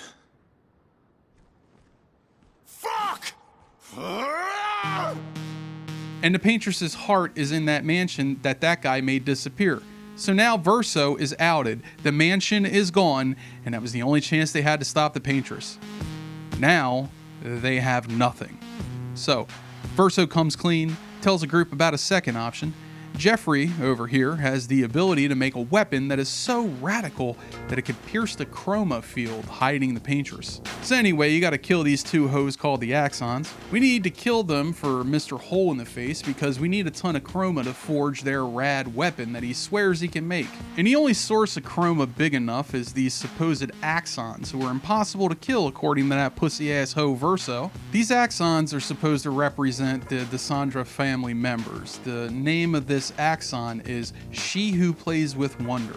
The siren is here to show the dangers of getting lost in your own world or the wonders of this one while ignoring everything around you. Now, look at this place. It's covered in dust. There's sand everywhere. It's like they never vacuum. Everything is in a ruined state. This once opulent looking place is now falling apart from neglect. This axon likely represents Aline, since Clea's axon was killed by a guy named Simon. Clea's axon was called the Hauler because that axon was responsible for hauling a city on its shoulders. Clea is the pragmatist. She's the person who tries to talk sense into and take care of the neglectful, self-indulgent family she had the misfortune of being born into. So this axon is likely there to represent Aline, who is inspired by a real-life person who actually existed in the flesh, but we'll get to that in the final chapter. But for now, just understand that there's a deeper meaning here than just representing people with these axons.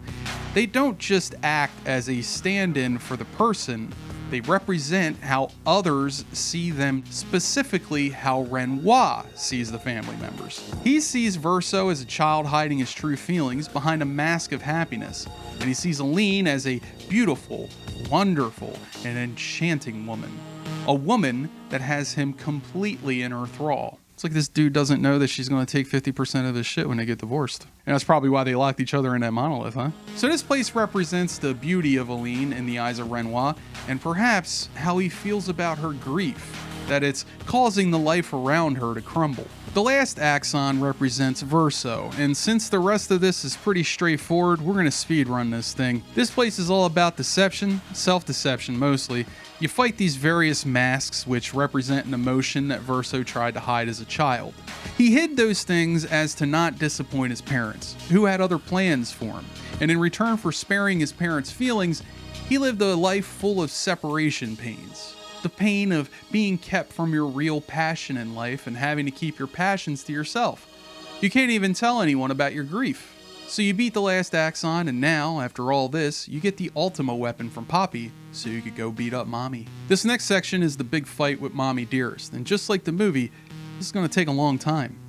And this closet is full of wire hangers, as well as some interesting world building. Every now and then you'll get a glimpse of the paintress and her family, and you'll get to see what the game won't really tell you, so to fully understand what's going on, you have to see these memories and piece it together yourself. So you get to the paintress and you poke her with your weapon a few times and nothing happens. And then she appears, the real paintress, not that really big doll trying to pass as her. Do you know what she does? She sets everyone on fire. Now, it may not seem like it, but this is a very important scene, so watch it a few times and see if you can see the hidden meaning here.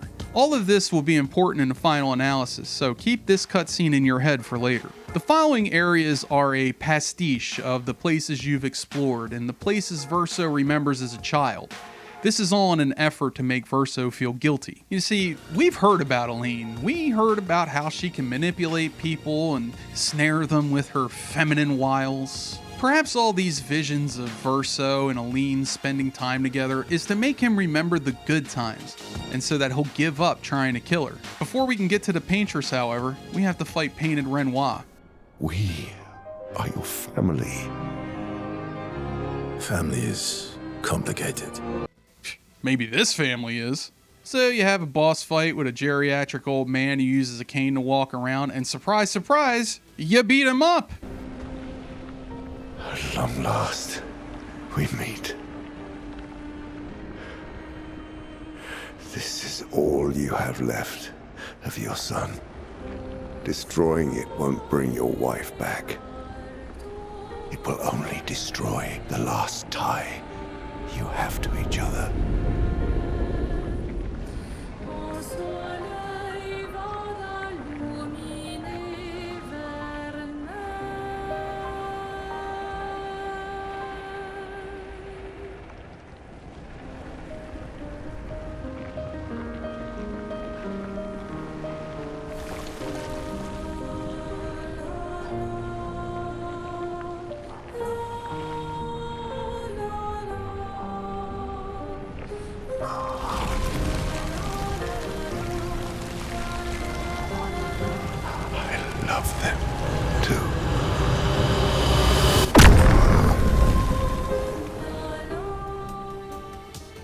So you ascend the path up to the paintress, and a bunch of stuff you probably already figured out is revealed. You You've come back. But the fire. Are you really here? Or is he?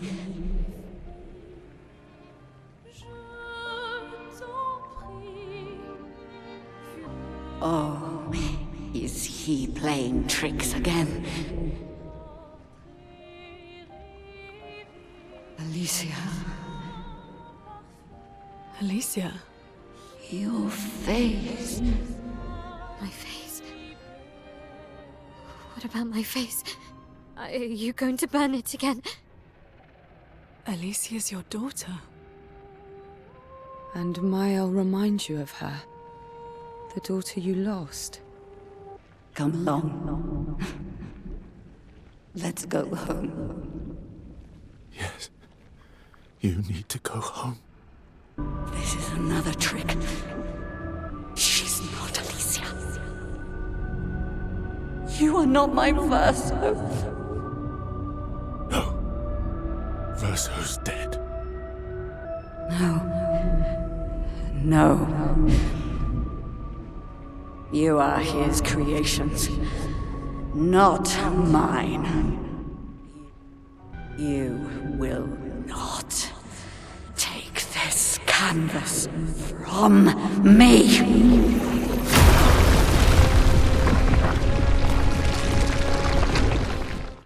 And you have a boss fight, and this fight is spectacular. It does what any penultimate fight should do.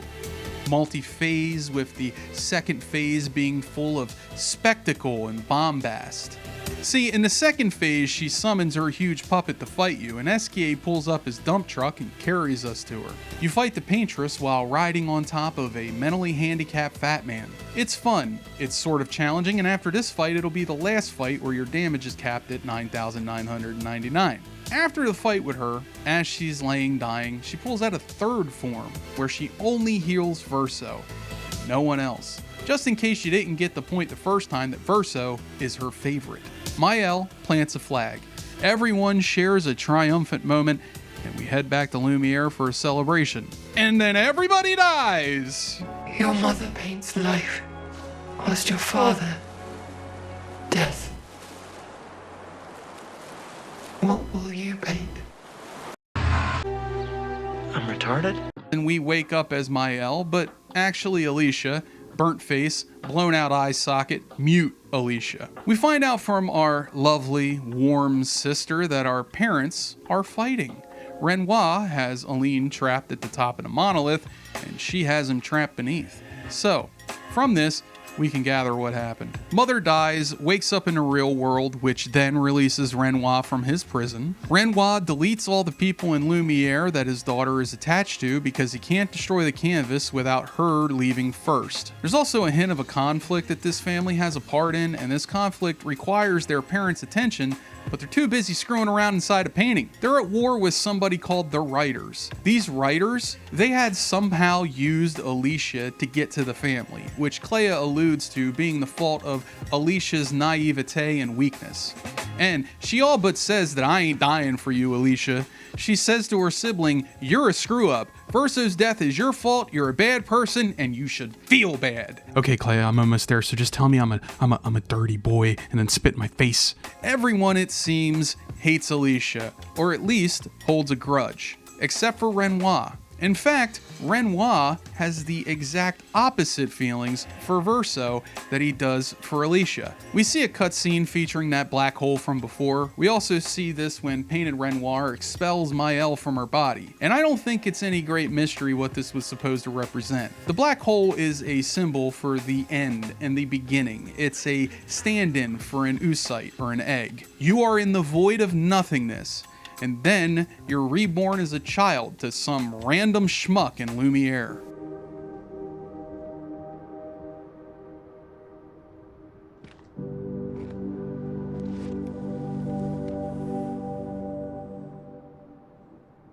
Alicia.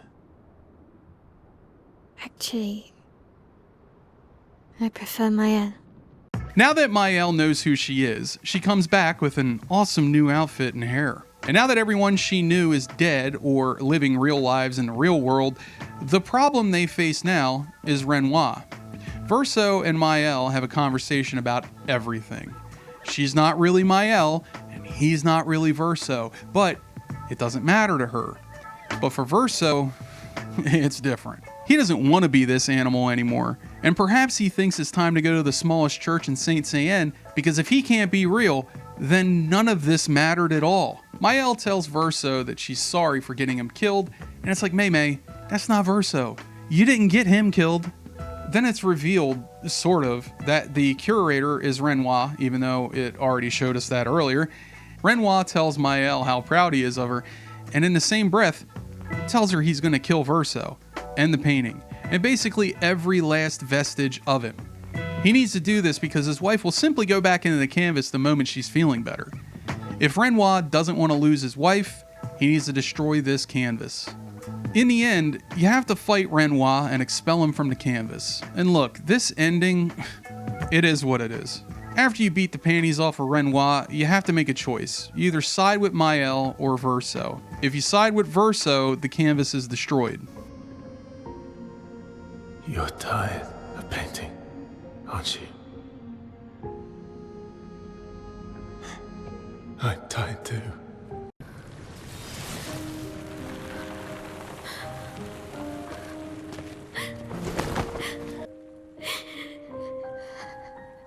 Don't do this. Don't leave me again. It's gonna be okay. It's gonna be okay, huh? You've got this incredible power to paint. You'll never have to suffer a life you don't want. You're okay. You're okay. You're okay.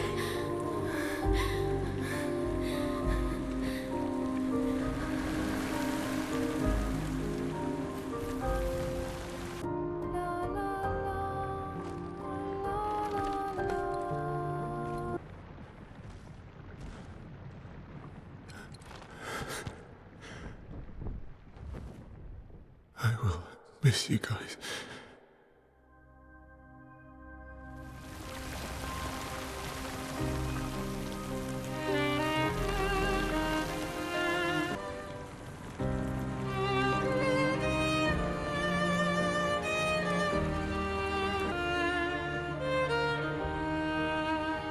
It's okay. It's over. Verso.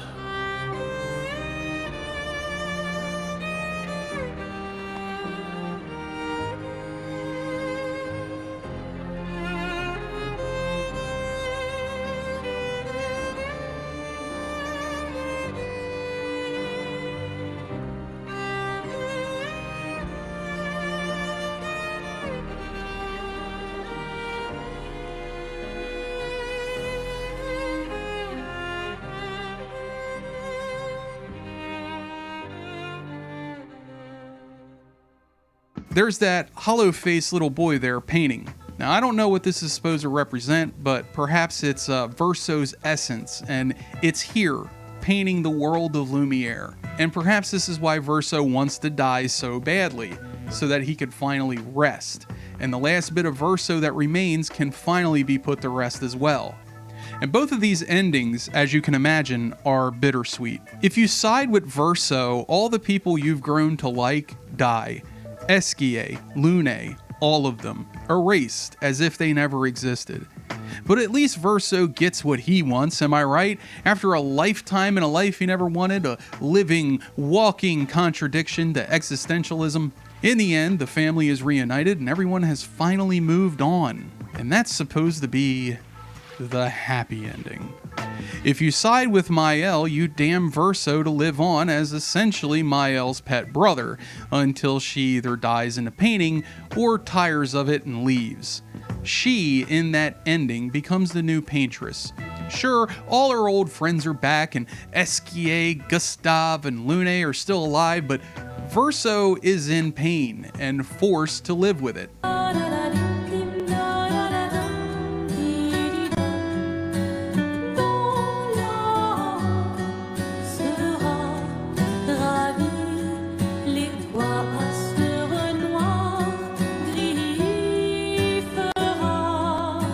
Clair obscur, trouble de rature, courbera Eiffel. Clair obscur, guardé aux peintures, trouvera sans elle. Clair obscur, trouble, guardé aux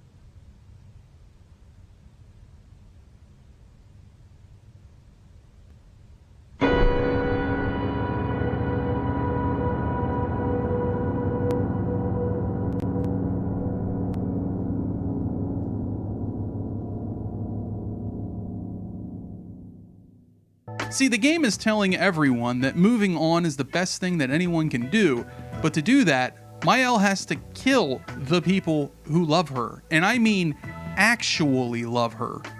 So how does she give up a lifetime with the people who actually care about her?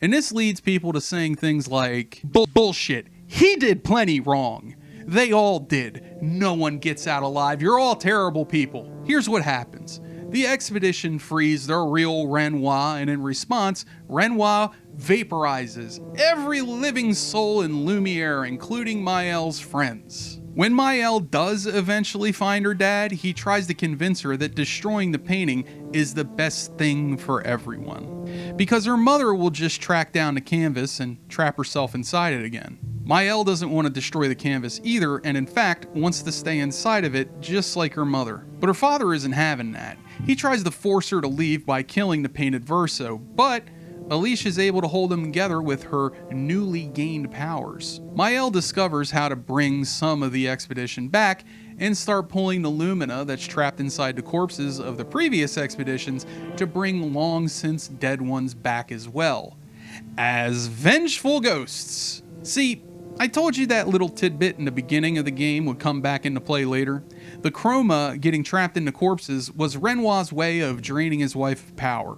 So Mael brings her friends back and either goes straight to fight her dad or screws around in the open world for roughly twice the amount of time as the vanilla game. And as she does this, she learns about the motivations and feelings of everyone involved. She gets a wider context on the story. And throughout this story, we see Mael's parents fighting one another. One parent is so self-indulgent that she would rather hide inside a painting than come out and be a mother to her remaining children. The other parent cares more about his wife than he does for his children, and is willing to risk them by abandoning them to try and save their mother, while the family is in the midst of a conflict that could kill all of them. Remember, this is a very dangerous time to be absent. They already lost one child to carelessness. What's to keep it from happening to everyone? Renoir's actions seem altruistic, but they're not. It's how a lot of men deal with these kind of problems. They understand the mechanics of the problem. They understand that you have to grieve, but they also know that if you never move on, you never get to live again. So therefore, grieving is bad, stop it. He understands that this is unhealthy, but he doesn't understand his wife. And he doesn't want to. He knows he's right, even if he's wrong. He's doing the moral math. He's got the trolley problem, except his family members are tied to one railroad track, and on the other is literally everyone in Lumiere. And this brings up the morality of all this. The game said that the paintress paints life, and she does. And those lives are just as real as the people outside the canvas. What Renoir wants to do is worse than genocide, at least to the people in the painting. He wants to delete the very last memory his wife and his daughters have of Verso because he thinks that their obsession is going to kill them. Instead of letting Aline grieve and naturally overcome the emotions she was feeling, or even being supportive and trying to help her through this, he is actively fighting her, pulling her focus away from the healing process to focus on fighting him. He's selfish because love has blinded him. No. No, it's because I'm so in love with you. He's blind to her pain, so instead of grieving with her, he's become her enemy. The canvas, the last thing of Verso that she has, is in danger of being destroyed by Renoir. And for what? Because it's the only thing that he can think to do. He's not creative enough to imagine some other way to help his wife. His wife, after all, was the one who introduced him to painting in the first place. She taught him how, but unfortunately, you can't teach creativity. The saying, when you're a hammer, everything's a nail. Yeah, that's Renoir. This game said something to us before. The painted Renoir said that one paints death while the other paints life. The paintress paints life, but Renoir paints death, because the Renoir, when something's causing you pain, you destroy it. But wait a minute, you might be saying, wasn't she the one that was killing hundreds of thousands of people every year? Actually, no. She was telling the people of Lumiere how much time they had left to live. That's why she looks so sad off there in the distance, because she is. She didn't want this to happen, but she's going to do what she feels like she has to do regardless. Every time one of Aline's creations dies, the chroma is supposed to flow back into her, but instead Renoir is stealing it. I never fully figured out what chroma is supposed to be, but it's like magic points. She's got a ton of it, and she has to use a little bit of her chroma to keep all of those people in Lumiere alive. But Renoir is siphoning it so it never makes it back to her. So it's like having solar panels that power your entire house, but then Mr. Burns builds a massive device to block out the sun, and now you can't even power a light bulb. So every year, Aline's power wanes, and she's able to keep less and less of them alive. So Renoir and Aline are committing mass genocide every single year. Renoir is closed-minded. There's a reason Aline painted her husband to be so selfish and self-concerned, because that's how she sees him in this moment. Aline tried to open his mind by teaching her husband how to paint, but when she needed his support the most, he decided to stand in her way, because he doesn't understand the mind of an artist. Everyone is different because our brains just function differently from one another, especially as adults, because the differences between us become much more pronounced as experience shapes how we look at the world. For example, a boxer probably grieves differently than a painter. A boxer might find comfort in losing or winning a sparring session, while a painter might immerse themselves in their work. The things we identify with, the things we do when no one's looking, that's who we really are. And sometimes the people you love understand what you're all about, and sometimes they don't. Sometimes they support you, and sometimes they'll grow to resent your hobbies. They can become jealous of your passions, wishing that they could be as important to you as your work. But there's love, and then there's passion. And passion is its own kind of love,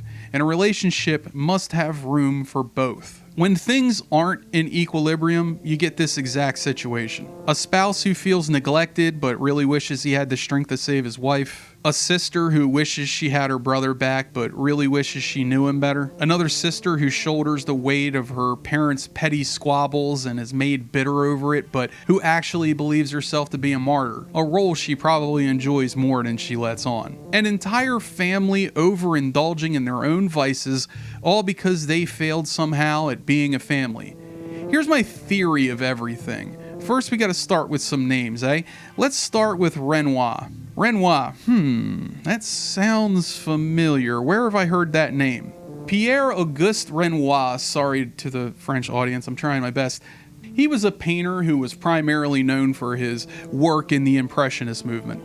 And Aline Cherigot was featured in a painting by Pierre Renoir, hence the name Renoir and Aline for the parents in Expedition 33. And just so I can knock this analysis out of the goddamn park, Aline Cherigot later became Renoir's wife. Look at that.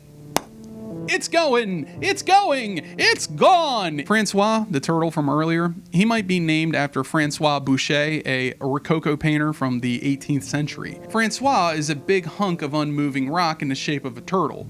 boucher means block or to stand in the way of. It also means butcher, but if I tell you that, it kind of undermines my point. Esquier is the most powerful being in Clair Obscur, but he wasn't named after a painter. He was named after an architect and a one-time writer of the book The Five Orders of Architecture, Pierre Esquier. Now, think about this. Esquier is considered the most powerful being and is named after a man who is a creative, a builder, and a writer. And the game alludes to the painters being at war with the writers. So if you combine the two factions, boy, you'd be pretty damn powerful, wouldn't you? And it makes sense that a young boy like Verso might name the hero Esquier to be a writer and a creative, while Esquier's arch nemesis, Francois, is a painter. See, Verso sees Francois, who represents the painters, as the enemy, but also a friend, while Esquier is the person he really wanted to grow up to be. But how does this relate to the Betrayal or the war with the writers? Writers, if they're anything like me, are jealous of people who can draw or paint because they simply can do what we can't. There are things that words cannot convey. When writers dream, it's the closest they come to the power of a painter or an illustrator. A painter can create something that does not exist. Writers have to express concepts that are difficult to convey with words. Words are not concrete. They mean different things to different people. Words have multiple uses and definitions, so language isn't firm enough to communicate incredibly complex ideas, because the viewer can only get out of the words what they understand, whereas a painting has forms that we can identify. Even when a form is ambiguous, our mind is always assigning it a name. Painters don't have this problem of communication because they use images, while a writer uses the limited words available to them to describe what they can only imagine. Sure, they can give a name to something, and maybe the name is unique, but they're forced to use a limited tool set to describe the infinite. As such, some writers don't have the tools available to describe everything they see in their head. And even when they do, there's no guarantee that the reader will see what the writer wanted them to see. Words are powerful things in their own right, but they have a purpose. And perhaps someone in the family wanted to break bread with the writers. Perhaps they thought that combining their talents would result in a more powerful dynasty, and that grasping for power resulted in the fire that took Mael's face. Verso did it. I'll explain. First is the most obvious thing. Verso's father didn't embrace his gift for music. I'd say his parents didn't, but in a vision, you see Verso's mother teaching him piano. Now this seems unrelated. After all, music is not a book. But how do you create a song? You write it. How do you play a written song? You read it. Verso was a writer at heart, but he had to wear a mask whenever he painted because the expectation heaped on him as a Dissandra was that he'd be a painter, to follow in his parents' footsteps. So he had to wear a smile when he painted, when all he really wanted to do was write music. So my theory is that Verso was meeting with the writers in secret, and they were teaching him their methods while also planting the seeds of betrayal. I think Verso betrayed the family, and Mael paid for it, because Verso in French means the backside of a page. I guess you could also say that Verso means two-faced.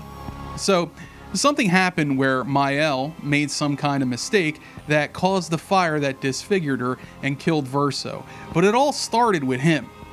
Perhaps Mael wished to defect with Verso since she was so close with him and likely looked up to her older brother, since her older sister is kind of an asshole. A hot asshole, but an asshole. Mael was probably the weak link that the writers needed to send a message to the painters, and this probably started the war they refer to in the Mael chapter. But there's also this bit of info. Verso, ever since Expedition Zero, has betrayed the expeditions for many, many years in order to hold on to immortality. He could have gone back to Lumiere, told everyone what was going on. He could have been the righteous one, but he chose not to. Why was Painted Verso dissatisfied with immortality by Expedition 33? Because he did something horrible that he'll never be able to forget. The only thing that will erase it is his death. He betrayed or perhaps even murdered someone that he truly loved.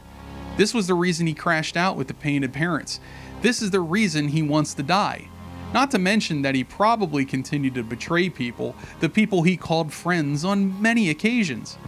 How can a man who betrays his own friends continue living with the memories and faces of the people he got killed? He convinced himself that the actions were righteous, but he couldn't deny what he'd done to please his family. He was tired of wearing a mask, and most of all, tired of bearing the weight of someone else's memories, and believing they happened to him, and realizing that there is no you. This brings up a philosophical question. If painted Verso was Verso reconstructed from the paintress's memories of him, he's not a child of hers, he's a creation of hers. Renoir is essentially Old Testament God, destructive, unimaginative, and reactionary. I don't mean unimaginative in his creations. I mean, surely my body is awfully unique and interesting in a sort of morbid way. What I mean is, Renoir is Old Testament, right? Solves his problems in an unimaginative way. He kills. He feels nothing for the people below, and he destroys them to achieve his own ends. Hell, you could think of the people in Lumiere as the Canaanites. Happy shall the Nevron be that taketh and dasheth thy little ones against the stones. The paintress and Renoir are like two sides of God, you know, the feminine Christ figure and the masculine figure of a destructive and vengeful God. One paints life while the other paints death. Do you see the analogy here? The real Verso wore a mask to conceal his real emotions, and the painted Verso had to pretend to be the expedition's friends, only to take off the mask after he betrayed them. I miss you. I don't have the right to miss you, but I do. I wish I could talk to you. Tell you. Fuck. I don't know what I would tell you. Just ask that you forgive me. Julie. Forgive me. I'm not a traitor. I'm not. I'm trying to save us all. But you're right. I am a coward. I'm a fucking coward. You deserved to know why, but I couldn't. I couldn't face you properly. Not, and still do, what had to be done. Papa believes you're Clair's creation, and even if you're not, we can no longer trust you. But I think you just wanted answers. Why? Why couldn't you just let it go? Why did you convince them to abduct me, interrogate me? No. Fuck, I shouldn't say that. You thought I was a traitor. You were doing what you thought was right, just like we are. I swear to you, I'm doing what's right. I should have known when you started questioning things that you wouldn't be fooled. But how could I even explain? You'd have thought I'd gone mad. Doppelgangers. Canvas worlds. Man. But Papa's right. We can't take the risk. Too much is at stake. It had to be done. It had to. Clair already took our sister. If we want to save our family, our world, our people, we can't take any chances. And once we free Mama, she'll bring you back. It won't be forever. I promise. I promise. We deserve to live. All of us. We deserve to exist. What will you paint? Painted Verso is a two-faced scoundrel who has a lot to hate about himself. And if the paintress created him this way, maybe it's the parents that are the problem. Think about this. Verso is a two-faced, duplicitous bastard because God, Aline, painted him that way. That means that Aline loved that version of Verso so much that she wanted to spend hundreds of years with him. And I'm just gonna come right out and say it. When I saw the cutscene right after the paintress's fight, I kept having flashes and images in my head of Verso sticking his own tongue down his mom's throat. And maybe that says something about me, but maybe that says something about the vibes, eh? Because there's definitely some edible shit going on here, and I don't mean Oedipus, I mean underwear. So that brings us to Renoir. Why does he want to destroy the canvas actually? Perhaps it is to save Aline, but maybe there's also a part of Renoir that hates Verso, or is literally jealous of his son because he'll never be loved by his wife the way she loves Verso. Men escape the womb as infants and spend the rest of their lives trying to get back inside one. Or many, am I right, fellas? A part of Renoir wants to erase what's left of his son so he can forget the betrayal and the disfiguring of his daughter's face. But they also took away her voice and one of her eyes. I also think the eye thing has some significance to the story as well. Apart from disfiguring her, losing an eye means losing the way you observe the world, but more importantly, it takes away someone's depth perception. And depth perception is very important to an artist in order to capture accurately simulated depth.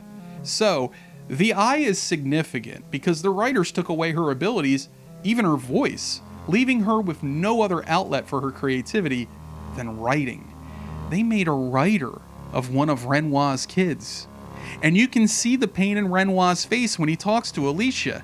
This was a devastating blow to him. Renoir wants his family back, so his motives are completely selfish, but also understandable, and this is what makes him the perfect villain. He wants what the other characters want, but is trying to keep them from having it. But his reasons are empathetic, so you get a lot of people trying to justify his actions because they're easy to understand. Just like Joel from The Last of Us, people see Big Hero Man and they think that Guy did nothing wrong. You'd do the same thing if you could. And yeah, you're right, but the thing is, I'm not a hero. A hero is someone that's willing to do what no one else can or will do. The right thing, no matter what, even if it means sacrificing. Joel doomed the world to save one person. Snyder Man broke a dude's neck and the internet shit their collective britches over it. Because Superman is the quintessential hero, a literal archetype. Breaking a dude's neck is what anyone would do in that situation if they had the power to do so. And if Superman is willing to do that, then he's not really all that different from you and me. And he isn't all that special aside from, you know, being a god. So a hero is supposed to do the right thing no matter what, to minimize the damage to as many people as they possibly can. If Superman had to catch a soaking wet Tesla in the midair to save a dog, Superman would probably do it. The fact of the matter is, Renoir is sacrificing the lives of painted people who are indistinguishable from real people just to force his wife to move on from her grief. And if that weren't bad enough, he wants to destroy the last vestiges of his son versus canvas, so his wife is forced to move on. In a way, he's a bully, but he's a sympathetic bully, an anti-hero. He gets the job done, but at what cost? Now, there's a very valid question that you might be asking yourself, and it's probably something like, why should I care about painted people? Okay, we're on a really big rock rotating around a ball of fire, surrounded by other big rocks doing the same thing. A surprising number of us believe in God, and we think that living on a spinning, orbiting rock hurtling through a cold, dead vacuum is perfectly dandy and normal. But that's because it's familiar to us. These people inside that painting felt every human emotion. They only knew the world they lived in. They're curious about it because they know so little about it. To them, that painting is as real as a big spinning rock. These people feel pain. They experience loss. If those people aren't important, then neither are you. And we're all one step closer to admitting that all this shit is for nerds and beer and chicks are the only thing that matter. And football. Did I say beer already? Oh, wait, and Coke. Okay. When all is said and done and you've beaten up your mother and you've curb stomped your daddy, now you have to fight the real adversary, your fake sibling. See, Verso is a fake Verso, and Mael is really Alicia, but Mael is the sympathetic one here if you're barely paying attention, and you might be tempted to side with her in the final conflict, but if you do, you damn Verso to a lifetime living a lie, performing like a cymbal-clapping monkey. Under her thrall, all of them under her control, everyone is happy here, except for Verso. And here's the thing, Verso deserves it, doesn't he? He deserves to be forced to live with what he did, to spend the rest of his life trying to fix the heartache he caused. Imagine living a lifetime with all the resurrected people that you betrayed, every day having to see them, seeing you, knowing you got every one of them killed. If you side with Verso, Mael is forced to move on and allow Verso to finally die. It seems like the right thing to do, don't you think? But Verso got so many people killed, and what? He just gets to kill them all over again and isn't forced to deal with or take responsibility for everything he's done? See, the parents are selfish, and the kids, learning to replicate their mistakes, are selfish as well. And every last one of them is a coward. But only one of them is a backstabbing coward. But, and this is going to sound weird, there is one person who seems to get off scot-free, and that's Clair. She's the only one in this whole story who doesn't care what anyone thinks about her. She's assertive, straight to the point, no beating around the bush. She's blunt, which is another way of saying she's kind of a dick. But she isn't worried about herself. She's worried about the family. Instead of dwelling on the past like her weak-ass parents, she's dealing with the real-world problems her family is trying to avoid. She'll have time to grieve later. If there's a hero in this story, it's Clair. When you meet the painted version of Clair, she has been painted over by the real Clair. She probably didn't like how her parents portrayed her, so she remade herself in her own image. Perhaps alluding to a child's desire to step out of their parents' shadow and to no longer be tied to an image their parents have of them. After defeating her, Clair puts her arms out into a crucifixion pose as she's impaled by her own creations, because Clair sees herself as a martyr. And because she sought to fix what she thought was her mother's mistaken version of her, Clair wanted others to know that she was a martyr, because what good is martyrdom if no one's there to see it? I'm not saying she's nice, but I'm saying she's doing what is necessary while her parents screw around with family drama while, I remind you, they're at war. So Clair sees herself as a martyr, and perhaps she is, and she just wants someone to recognize it and lighten her burden. They say that Renoir created her axon as a giant holding old Lumiere on his shoulders. I think the theme bears out. I think Renoir is the pragmatic one, and he likely understands the burden he's placed on her. But Clair gave Robin the power to slay her axon. By killing that axon, which was designed to hold onto the chroma and keep it from getting to the paintress, by killing it, she was returning the chroma to the paintress. Or did Clair hate again how her father saw her so much that she didn't care that destroying it was counterproductive? She just wanted it gone. Clair doesn't like her family deciding who she is. She seems like the type of person who rebels against her labels, so both her axon and her doppelganger needed to die and suffer respectively. Because there was no advantage to her doing this. It wasn't going to bring her family back any sooner. It's petty, it's small. But on the flip side, you could tell she really cares about her family beneath that tough girl facade. At the end of the Endless Hour, Clair will congratulate Mael and give her a really interesting piece of advice. She tells her to not allow anyone to drag you into their drama. This tells me that Clair is used to being the one to mediate in her parents' drama, and this advice is a warning. If I die, don't become the new me. You won't like it.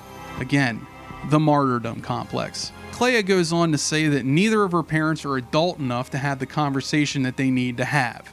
She says it's better to keep them apart until they've dealt with their shit. And instead of dealing with their shit, they drag other people into it, which makes a mess of everything. She says to her sister that your mother would rather lose herself in make-believe instead of face reality. She tells her sister not to make the same mistake. The secret of the endings is buried in this optional dialogue in a side area that you may never even bother with. Do you side with Verso and break the cycle, or do you side with Mael and continue the sins of your parents? She knows Alicia and what she'd likely do, and it's because she cares for Alicia that she makes this effort to save her. Clair is a powerful presence, She knows she can't tell Alicia what to do, but she knows that she could put the seed of doubt in her head so that hopefully down the road, Alicia will choose to do the right thing because she'll remember what her sister told her. And again, she says all this like an expert on the subject. And maybe she is a martyr, sacrificing herself so her parents don't lose everything. But I pose a cooler option. She's not a martyr. She's the goddamn lioness of Brittany. This is Jean de Clisson. Let me tell you about this badass. Legend goes that Jean's husband, Olivier, was tricked into coming to see the King of France for a tourney. And while he was there, they kidnapped him, imprisoned him, and later executed him. And do you know what this hooker did? She became a pirate who routinely raided French ships and killed every last man on those vessels and left only one man alive to carry the message to the king. And that message? I'm coming for you, you little bitch. Clair is that woman. She ain't crying over losing Verso. She's out there getting even. If you punch Clair, she's coming back with a bat. If you got a bat, she's got a knife. But if you got a knife, she got a gun. When Mael and Verso talk near the end of the game, she comments that Clair isn't home. She's most likely out hunting riders down to make them pay for the fire. Yeah, like I said, everyone grieves differently, and Clair decides to get all murdery about it. And okay, she's still a terrible person, but you gotta admit, it isn't these kids' fault that they're like this. Now, having one kid that's effed up in the head, that's fine, you know, no one bats 1,000, right? But 2 kids, and it's like, you better hope that that third one works out or you're getting busted down to the minors. But if all 3 of your kids are basket cases, damn yo, it's time to churn in your jockstrap because you don't need to be screwing up any more lives. In the end, you have to decide if keeping the memory of Verso alive is good for the family or if it's best to put the last part of him to rest so that they can move on with life at their own pace. Throughout this game, the theme of loss and moving on is carried subtly and not so subtly. The motto is, when one falls, we continue. The motto is the theme. The question is it better to let someone grieve or force them to move on? The answer, in the end, is your choice. And therefore, whatever you learn throughout the game, the greater context granted by the endgame side content, whatever you get out of the theme is going to decide the ending for you. But before we bring this thing to a close, what about Aline? Now, let's talk about this putain. I want you to think about this. Aline had the power to recreate her family the way it was before the fire. She recreated Verso without any flaws, but she created painted Alicia with black skin and scars all over her face without her voice. Why the hell did this woman do that? She did it because she probably hates Mael. Mael is blamed explicitly for Verso's death. The result of that death were the scars and the lost voice. Aline, the paintress, probably sees that as just punishment for taking away her favorite child. Aline claims, as does Painted Renoir, that all they want to do is spend as long as they can together as a family. Aline could have created Renoir without his memories of the fire, but she didn't. Likely because she wanted Painted Renoir to remember. Maybe she blames him as well. Or maybe she hates him because he shows favor to Alicia. You can see this in everything that Renoir does, both painted and real. And since Aline painted Renoir, that's how she sees him. Where Aline seems to not care for her daughter, Renoir cares deeply. Everything he does is for his girls. Aline doesn't care about her family, and she is just as responsible for these children's pain as anyone else is. In fact, her abandonment of her children is probably the worst thing she could ever do. She is showing her family through her actions that she never really cared for them, and it isn't worth living with them if Verso isn't there to make it tolerable. She'd rather be the queen of her own little world, sacrificing the people who needed her to spend time with the dead. Let's establish some facts. The paintress created those people in Lumiere, a reference to a place they probably lived back in the real world. Now, why do you think she did that? Why did she recreate her family in the painting? Because she wanted to spend the rest of her life with her ideal version of her family in the country or city, whatever the hell Lumiere is, just like they did in the good old days. Aline gave them the personality she believed those family members either deserved or embodied. She gave all those people in Lumiere a life, memories, dreams, hopes, and wants and fears, and she maybe even recreated real people she knew. And when Renoir started siphoning her chroma into the axons, her reaction to that was not to leave, and instead, she chose to sacrifice thousands of lives, potentially, every year.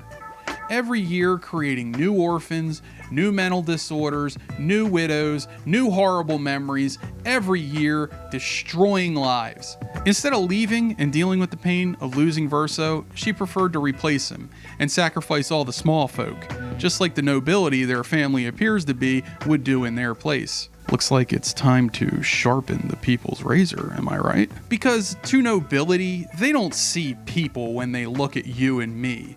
They see tools, something useful, perhaps even valuable, but ultimately replaceable. As far as Aline's impact on her kids, Aline is far worse than Renoir because at least if he was successful, it would be the best thing for his family. While everything about Aline's behavior is irresponsible and selfish and just an aura of hatred aimed straight at her daughter Alicia. Do you know how I know Aline hates her daughter? Because when you first meet her, she sets everyone on fire, which again, how effed up was that? She set everyone on fire except for one person. The only person she cared about, Verso. And notice that Aline starts burning Alicia first, and then starts burning all the people Alicia loves and cares about. And what part of Alicia did she choose to set on fire first? Did it start on her arms, her legs? No. It started on her face. What a mean, petty little woman she is. Verso sees all this and knowing what his mother is like and how much she hates Alicia, grabs her and pulls her close to him, setting himself on fire, probably alluding to what happened on that day in the manor. Aline only stops burning her daughter when it is clear that she's hurting her fake son. She wanted her daughter to suffer, her real daughter, but not her favored fake son, the one who was supposed to carry on the dynasty. Remember that in nobility, women were traded to other families like currency, but the boys were considered valuable in a different way. They're supposed to carry on the family name. But what about Maëlle? They say that she was responsible for Verso's death, and it was because of her incompetence. And Clair was all too eager to remind her of that so coldly and nonchalantly. The only person who is likable in all this is Verso, and that's because he died before he could become contemptible. See, I have a theory. I think that we identify more with the underdog because we can easily identify with their particular struggle. After all, there's not many of us so perfect that we've never made a mistake in our lives. I mean, I am, but I'm really special. We think to ourselves, that woman, how could she do that to her children? And this is true, but also, think about how you'd feel. You'd like to think that you'd react differently, but you'll never know unless it happens. Everyone grieves differently, and if you've never lost anything you cared about that much, you can't know. Perhaps Aline would have learned to forgive Alicia if she had been given the time to grieve, or if she had someone to grieve with who could talk her through it.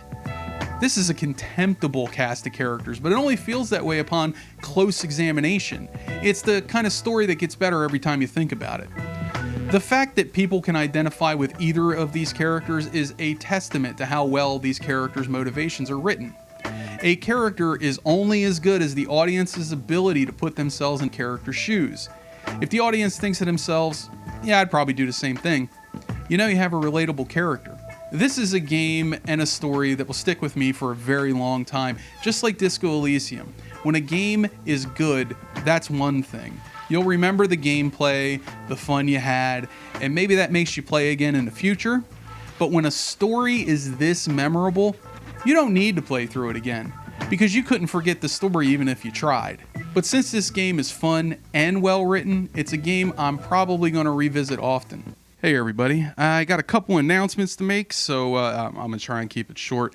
I don't know if you noticed throughout the span of this video that I kind of started out like this, you know, like big old fat gut, and then by the time the video finished, I looked like this. Okay, that's because I lost like 25 pounds in the time that it took to make this video. That is not a joke. I've been doing these fitness streams on Twitch where, you know, when certain things happen, I then have to do some reps, and when people donate, I got to do reps.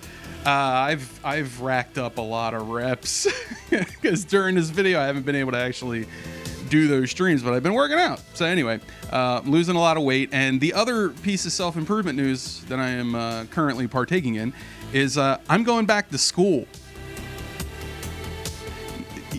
I'm sorry, what? Yeah, I'm going back to school. I know. This is kind of bananas to me too. I am going for engineering at my age. Lots of math. You want to see how much math actually? All this, like this entire freaking book, and I've only been back at school for 2 weeks. I haven't done math since I was this high. No, I'm just kidding. I haven't done math since I was like in high school. But I know that was a really long time ago. I don't know if you could tell I'm pretty old. I know I aged really well. Huh? Yeah. So yeah, so that's happening. But there is a self-inflicted pickle, I will say. I'm going back to school, which means the production of these videos had a few hours shaved off of them, right? So like my schedule is pretty hectic because I'm full-time school right now, and Monday through Thursday is school, and the amount of homework they give you is I can't do anything for those 4 days. But then Friday, Saturday, Sunday, I work on the videos. That's even why I was even able to get this thing out in the first place. But the thing is, YouTube, I don't know what's going on, but the ad revenue sucks now. Like it's not sustainable or survivable. And the only way that I can keep going is on Patreon, Subscribestar, and my second channel memberships. Now let me go ahead and give you the kind of quick pitch here. If you support me on those platforms, not only are you going to be keeping the channel alive, but I'm going to be producing more of this exact kind of content, very focused, because I'm in school now, and it's making me realize that I used to do a lot of things very half-assed, right? And I am no longer going to be doing that. So when I do these scripts, they're going to be way more structured. The videos are going to be more laser focused as I go. And if you really liked this style of video, then support me on Patreon, Subscribestar, or the second channel, okay? Because it's going to keep me going. Without it, I don't know. I don't know if I can keep going with this. I get a job at Walmart or something. I don't know. So support me if you can. If not, I love you anyway. And I just want to put the vibes out there. You guys be safe. It's getting to be a crazy world, man. And I love you, and I want what's best for you, okay? So go out there, put out the positive energy, all right? I hope that the future is brighter for everyone, and we all get what we want in some way. You're still here? It's over. Go home. Go. Go on. Bye.